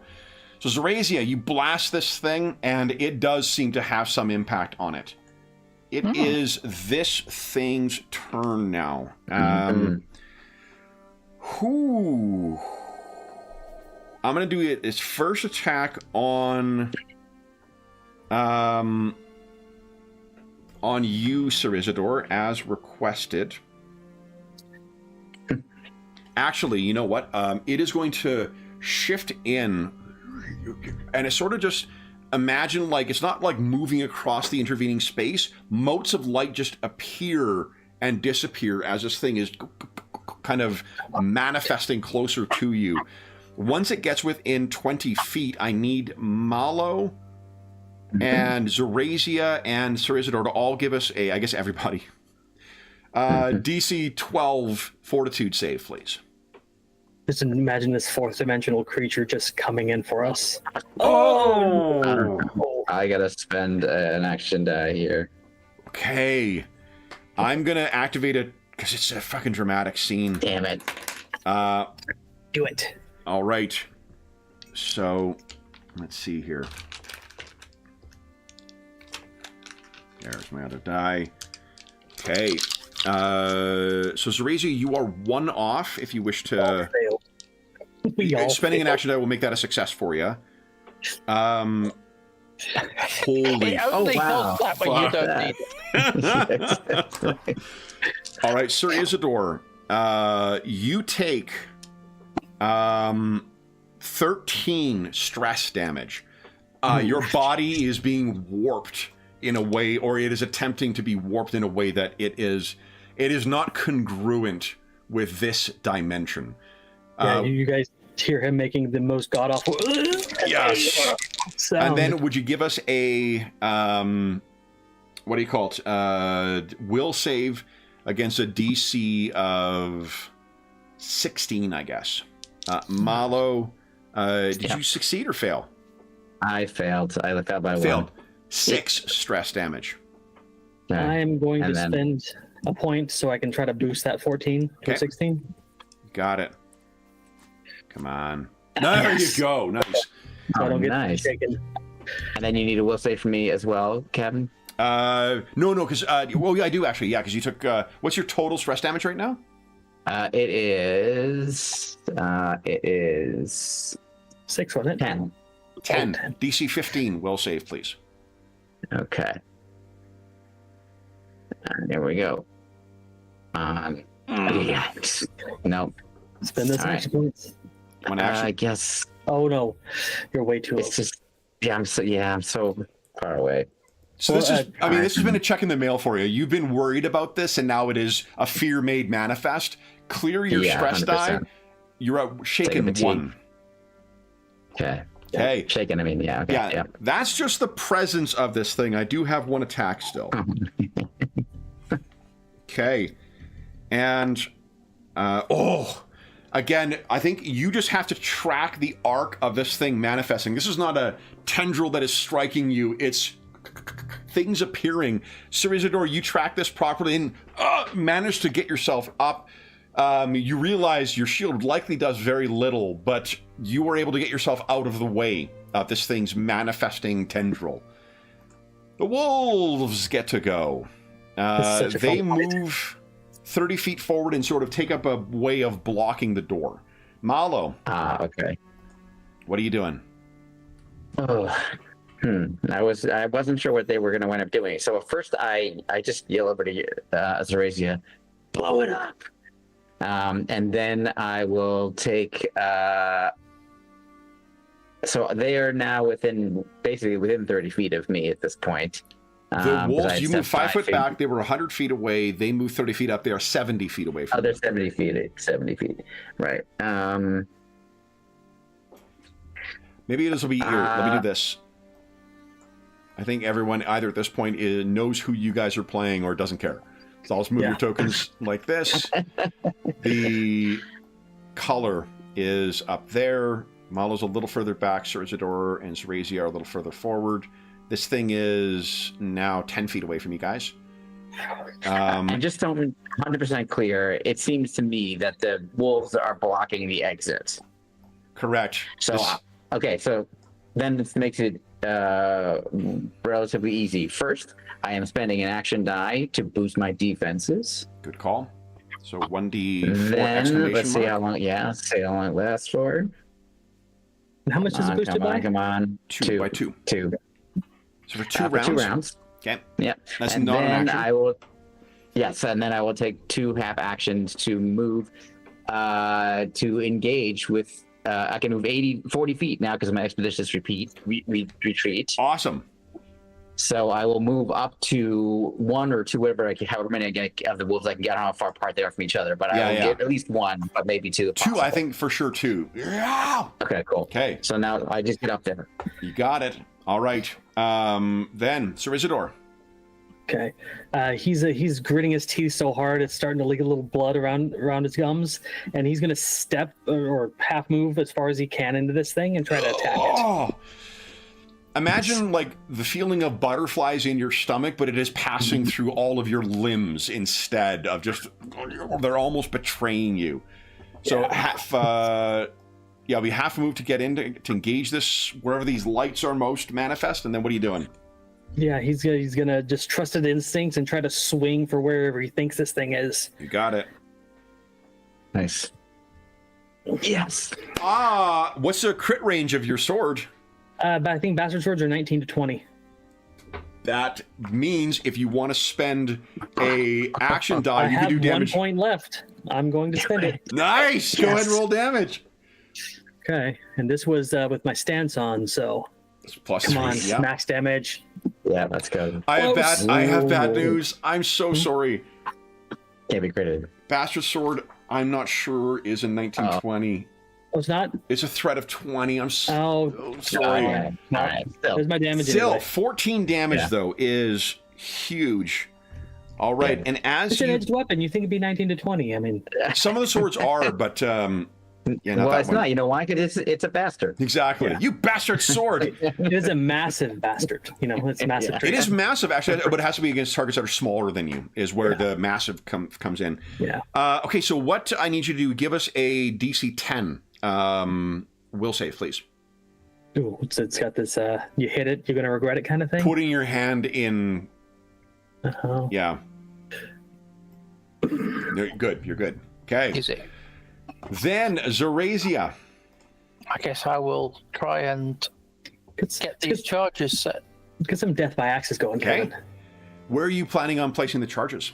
You think, is it against the pillars or something like that? I or... guess against the pillar to hopefully bring it down. Yeah. Okay, so I think, let's say it's going to take 4 successful checks. A crit counts as 2. So go ahead, Awesome. Zorasia. Give us probably 1 action to move over there, and then give us I don't know, what would it be? Crafting, I guess? I mean, do you have Forte in black powder, or do you have training in black powder? I'm sure I have focuses in black Oh, and you powder don't- weapons. Yeah, you don't have training in siege weapons, which is another thing. Yeah. So let's... Tactics. I've got focuses in crafting and black powder weapons. Yeah, so give us a crafting check. Yeah, your crafting's +5. Nice. DC 13. DC, hold on. Might be 11. Let me see. Sliding DCs. DC 10. Right. Come on. Oh, so close. Wow. The focuses increase threat ranges? Let me take a look. I can't remember if threat ranges increase in dramatic scenes. That'd be cool. That actually would be pretty fucking cool. And I think I can spend action die Well, that's to a 25 as well, really, because of my +1. 334. Let's see here. Okay.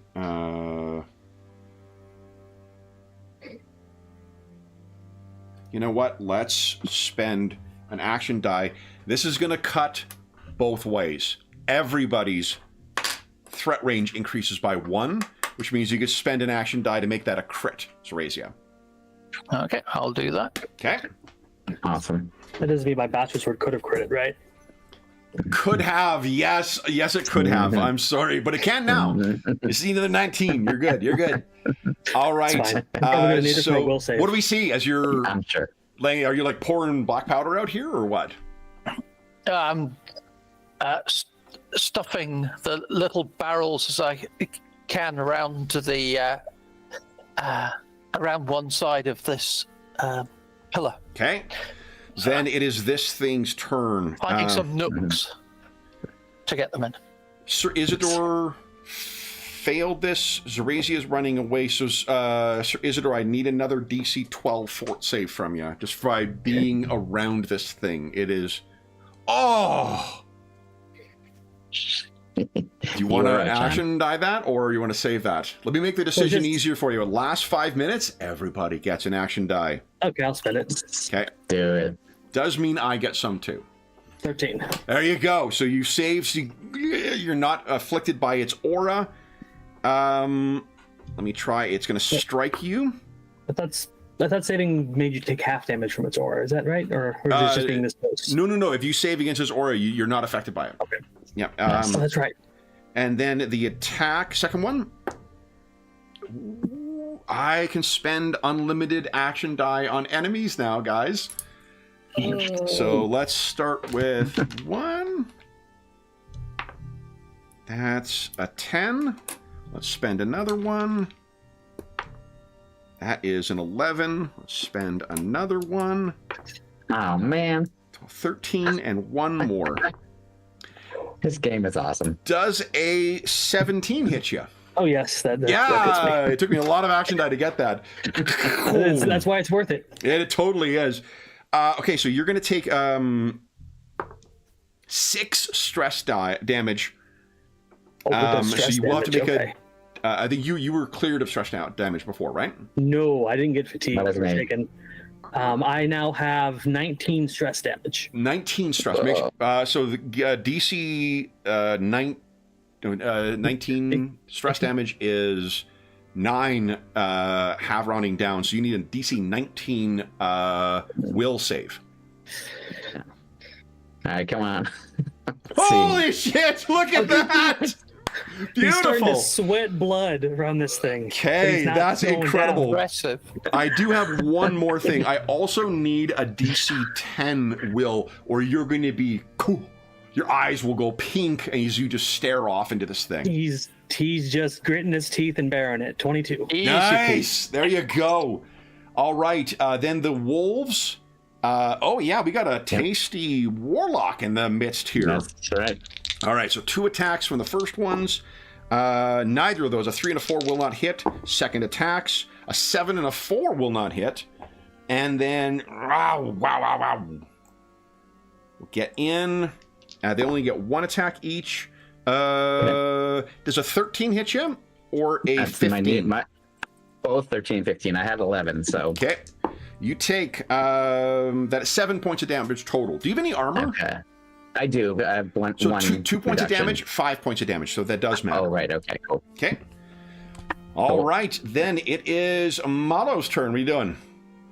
I think I'm going to whip some ass. So I am going to slash with Black Razor. Okay. On one of these 2 wolves, just took a bite out of me. Remember, crit ranges of threat range is increased by 1. That's right. That's cool. And also, this attack will be with a +1 because of my stance. 18. That's a solid hit. Okay, and then this will be +3, so Plus 3. 12 damage. 12 damage. I failed my damage save. Okay, cool. Then I'll do the same thing with the other one. Okay. 22 to hit. That could be a crit. And Well, is your threat range well, 1920 with the scimitar, or is it? 20? no.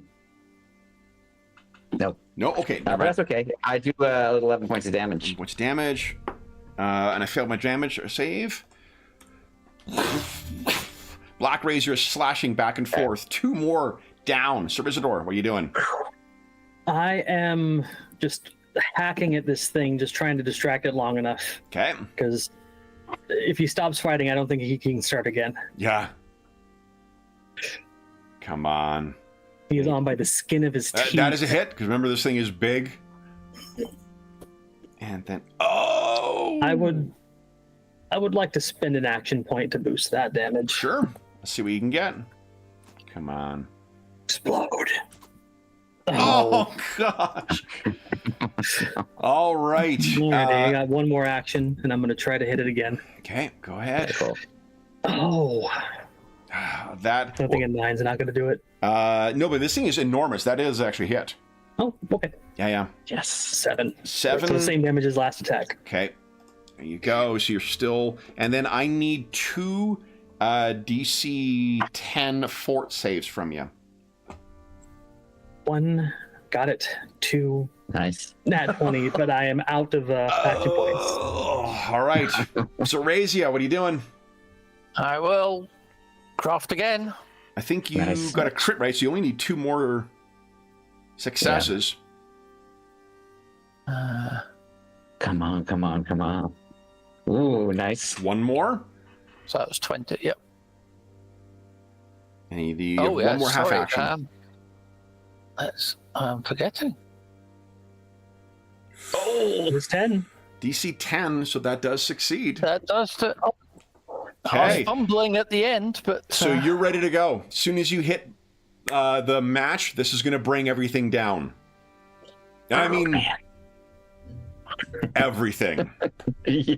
So, the color, Sir Isidore, would you give us another DC change from this thing's unnatural aura?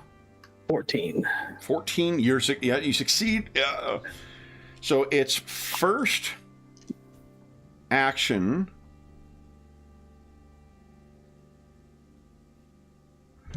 is it just moves around you. Would you give us a DC 12 fort save, please? Yes. Nice.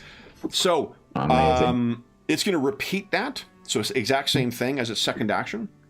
Okay, so another check. Or second half action. Yeah, same check, please. Fuck, that's awesome. Yes. You guys can see this thing in it. Sir Isidore is fucking wailing because this thing is trying to consume him. Mm-hmm. The And way there's that energy drain works in this game is you lose 5 from your max vitality and you lose an action die. Ooh. Yeah. Then There's just some kind of inner reserve that he's tapping into. There's just, you cannot have me. the wolves. Awesome. I got a nat 20 and I can trigger a crit because he's a standard character. I'm doing it. So this is to your wounds, Malo. 3 points of damage to your wounds, so you're fatigued 1 now. And the second one was just a regular hit. Your armor still applies, though, so you actually only take 2. Oh, right. Yeah, that's right. Okay. And then it was 4 vitality to the other one, so I think you take more wounds. Okay.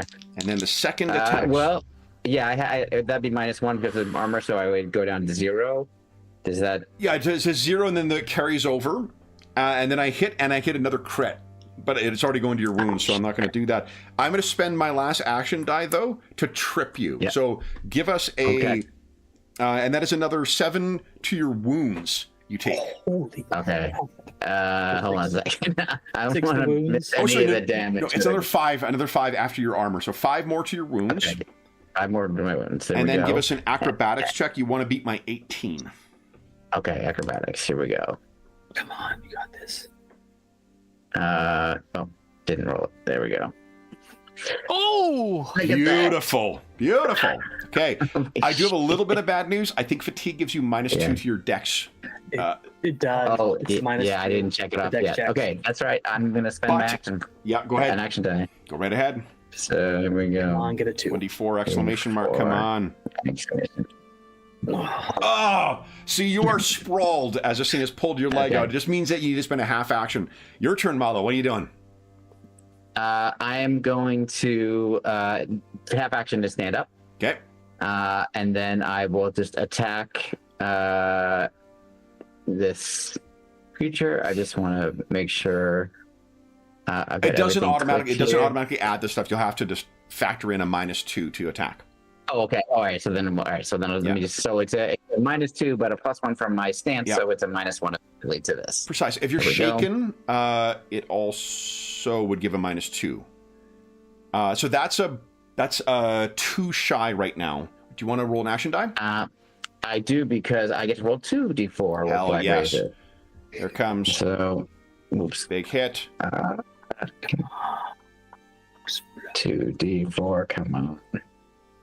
There you go. Okay. Now this will be with a +3. Whoa. 15. Yep. That's another one dead. Okay, Sir Isidore. Okay. Yeah. I'm not sure how much he's going to notice around him fighting this thing and trying to hold on to his sanity. Yeah. But what kind of action would be to glance over at his allies to see how they're doing? It would probably be a half. I mean, I think a free action is sort of taking in the terrain. Yeah. Okay. Because I can't tell unless somebody shouts that Zorazi has finished. He won't know to back away. I mean, with the amount of stress that's being put on your body, I imagine that you can barely hear anything over the sound of your beating heart. Yeah. In that case, he's just going to lay into this thing again. Okay. Just another attack. And I can't believe I am not shaken yet. Yeah. That's actually a miss. Okay, yeah. And second attack. There we go. Oh, I'm out of action die. I was going to say, I could actually trigger, because with your threat range going up, that also means you're... I know, you said you'd put your last one. Like, I can risk everything right now. Okay, that is a hit. Look at that. 15. Wow. Maximum damage. Look at that. Okay. And then I'm going to 5-foot step First, hold on. First, you need to give us a DC 10 fort save. Come on. Fort save. Boom. Nice. Holy shit. Incredible. Okay. And then, sorry, your second... You have a second half action, don't you? Oh, I missed the first time. Oh, okay. Got it. Okay. Then, Zorazia. Fire in the hold. Okay. And then, do you want to... So, what is... Your speed is 40, isn't it? Or am I thinking of different... You would think. She is no 30. 30. Okay, so Strangely. you can get to be 40 away from where Malo is right now. Or you could Okay, run so and I'll basically move like make your way directly to Malo. Just Because you I'll only be- just shoot it with your gun, right? And it goes off. that does seem my gun takes another 2 years to reload, so. okay. So it is lit. What we'll do, we'll say at the end of the next round is when it's going to go off. So then it is this thing's turn. It moves in to engulf you once again. Give us a... I don't know why the numbers, the bars stay on top like that. That's really weird. Give us a DC 10 Fortitude save, please. Sir Isidore. He has failed. Oh, boy. Wow. Your max vitality goes Wait. down by 5. Wait, that's weird. Hold on. My fort save should be a +5. Why is it a 3? Maybe because you have some kind of effect on you. Well, I don't have any. My I mean, you're not fatigued or is anything, right? +5. Oh, it's +3. No, I'm wrong. Okay. Okay. Okay. There we go. Then give us a second fort save, please. So Okay, your I'm max losing is currently energy. a 9. Nice. So you're fighting this thing off. And did I lose 5 vitality? Sorry? 5 vitality for energy drain? Precisely, yeah. Okay. There you go. I miss you with my first attack, Malo. Okay. Malo, I rolled an error. You want to spend an action die and kill this thing? Yes, I do. Okay. And then it is Malo's turn. I see Zorasia running and yelling, "Fire in the hole!" I have expeditious retreat. Okay, so gonna you run two the are in the hell- tunnel right now. Sir Yeah. Isidore, remember the push it action you can do with, or push the limit with athletics? That will I increase don't your recall speed. that. But what does that do? It increases your speed. You will be able to run out of here if you succeed in this. You said athletics. Yeah. Yeah, I think we're going to do that because I intend to run. Okay, go Awesome. ahead. Oh. Is that enough? Can Malo and Zorasia do anything to help him? Um, Can you think of anything to motivate him or anything to like reach out? I'm Can I happy to do take an any skill you can justify here. Can I use an action point to trigger intimidate of? Are you about to get blown up by my? All right, you don't have to spend an action die My for that. cookie's on fire! Run, you daft bugger! Go ahead and give us an intimidate check there, Zorasia. That is 2 off from success. now roll your action die. Come on. Not a 1. Not a 1. Not a 1. Yeah. There you go! Beautiful. That's a 20. All right, so Isidore and then Malo, what are you thinking to do? I will. I basically want to assist my companions. I don't want to like get way out ahead of them. So Yeah. I want to, You're I'll trying to do use something a- to get Isidore to make that a success. Otherwise, he's going to get caught in the collapse. Oh, she's super fast right now, right? Yeah. So can I sort of like, I don't know. Yeah, athletics. Use athletics. Run out, Yeah. grab him, and pull him in. Hell yeah. Yeah. Yep. Yeah. Go ahead. Okay. Very good. I'm going to be using my, I think last action die Come here. on. Oh, come on. 11. So you get out and That's you grabbed really him. I need each of you to give. So Sir Isidore and Malo, would you each give us a DC 13 reflex save, please? Alrighty. So much failed. I'm getting exploded out of the cabin. Oh, me too. Oh no! Yeah. Can I athletics or acrobatics these guys out? You could try an acrobatics. Yeah, give us it to assist. Why not? Okay, let's do that. Oh my God, Sir Isidore, this is terrible. I only have my reflex is my lowest. Okay, so that'll be enough to get +1. So Sir Isidore is taking the bulk of this. That is what I am here for, and I have such full health right now. Yeah. Okay. So then it is 11. That is 14 points of damage that Sir Okay, Isidore so- takes. And Minus Malo, you do not take 8. any on account of the getting pulled in. -6. Okay. So then, as you're pulled in, Sir Isidore is bloodied by this. You were also injured. But when I'm fatigued now because I'm into my wounds. Yeah, that's right. So, all goes to black. All goes to shit, I think.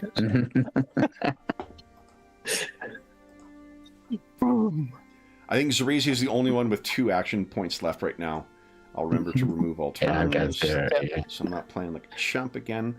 When Malo eventually clicks the light back on, you're going to see Sir Isidore has been sweating blood from every pore in his body. Oh, yeah. So what we see is the doors to the mine are open. It is still that utter silence here, except for the sounds of perhaps someone staggering against one of the doors to still walk. Guys, tell us how we end this chapter with the 3 of you staggering out of the mine in the state you now find yourself. Sir Isidore, he's going to take a big breath of fresh air and says, I wasn't so bad. Probably stumbles. I think Mala will come out, and is there some smoke coming out from the explosion? It's so far down, probably, because there would have been like destabilizing of the entire mine, I expect. So I just sort of like a war scene with just like some smoke like around you, like he's coming out sort of dazed, like his ears are ringing. And it's likely sunset too, because the light coming hit the mine. And yeah, so I think that's great. I love that. So I think what I do is like I've come out of this kind of darkness and smoke, and then I look over and like I'm kind of disoriented, but then I see that the sun still exists. Do you actually see the 2 moons over 2 moons, right? So yes, so I see the 2 moons, and that kind of gives me like helps me like reset. And like I just stare up at them like I'm thankful to be alive. And Zerasia? Standing there, covered in dust. Sod that for a game of soldiers. That's You mercifully hear no wolves, and we bring our chapter to a close. So congratulations, guys. You managed to successfully clear out a mine for a rich dude. Now it's a matter of deciding what you wish to tell him about what was down there, or perhaps is still down there. Still down there, yeah. Yeah. Don't dig there. So that brings us to the end of our chapter. So for those listening at home, thank you so much for joining us for our latest chapter of the Tales from Thule Fantasy Craft campaign. As is always the case, if you have any comments, questions, or concerns regarding the session, the game, or the campaign we're playing over the summer, please don't hesitate to leave a comment in the comment section down below, and I'll endeavor to reply in a timely fashion. You can also find a link down below to the Dungeon Musings Discord server, where all of us are active, and we have channels there dedicated to. We don't have one for this game, but I think it's under either the Assorted Games or the D&D 3.5 channel. I've been posting all the characters that you've seen in this thing. So if you want to see these characters and the character sheets, you can find all that over there. There's also channels for most of the campaigns and games we run on the channel, as well as like Find a Group, GM discussion, virtual tabletop chat, non-RPG chat. There's a terrific, helpful, friendly, and knowledgeable community over there. You are more than welcome to join us. There's also a link down below to our friends at Noble Knight Games. Noble Knight Games is the preeminent unionized retailer of hard-to-find and out-of-print RPGs in North America. Like, say, for instance, Fantasy Craft. If they do not have something in stock that you're looking for, you can put it on a want list, and they'll send you an email when it comes in. And if you make a purchase of $10 or more through their website, be sure to enter the code MuserNight, all caps, all one word, and that'll save you 10% on any purchase of $10 or more through their website. And if you make a, if you're listening to this after July 15, 2025, then be sure to come back to one of our more recent videos. The code will expire then, but you'll see what the current discount code is on one of those other videos. The last thing I will say is a huge thank you to our stalwart Reavers of Thule. John's been back twice today. Twice I've tried to kill you, unsuccessful thus far. So You got really close this time. Very close. John, George, and James. Alliteration Day. Thank you so much for playing today, guys. This was a ton of fun to write and a ton of fun to run as well. So thank you. Congratulations on surviving a color out of space. That's what I thought. That's what that was. Good. Yeah. That showed up the first time in Carrion Crown and Pathfinder. For Pathfinder, yes, that is correct. It did show up a little earlier than that in other material. So I think Cthulhu-ish. it is, yeah. It's the story of the same name, I believe. But that will bring us this session to a conclusion. For those listening at home, we hope that we gave you some hours to take your mind off the troubles of our world and think about the troubles that our heroes have found when a Thulean merchant dug too greedily and too deep. And until we see you again, stay safe, stay healthy, and happy gaming.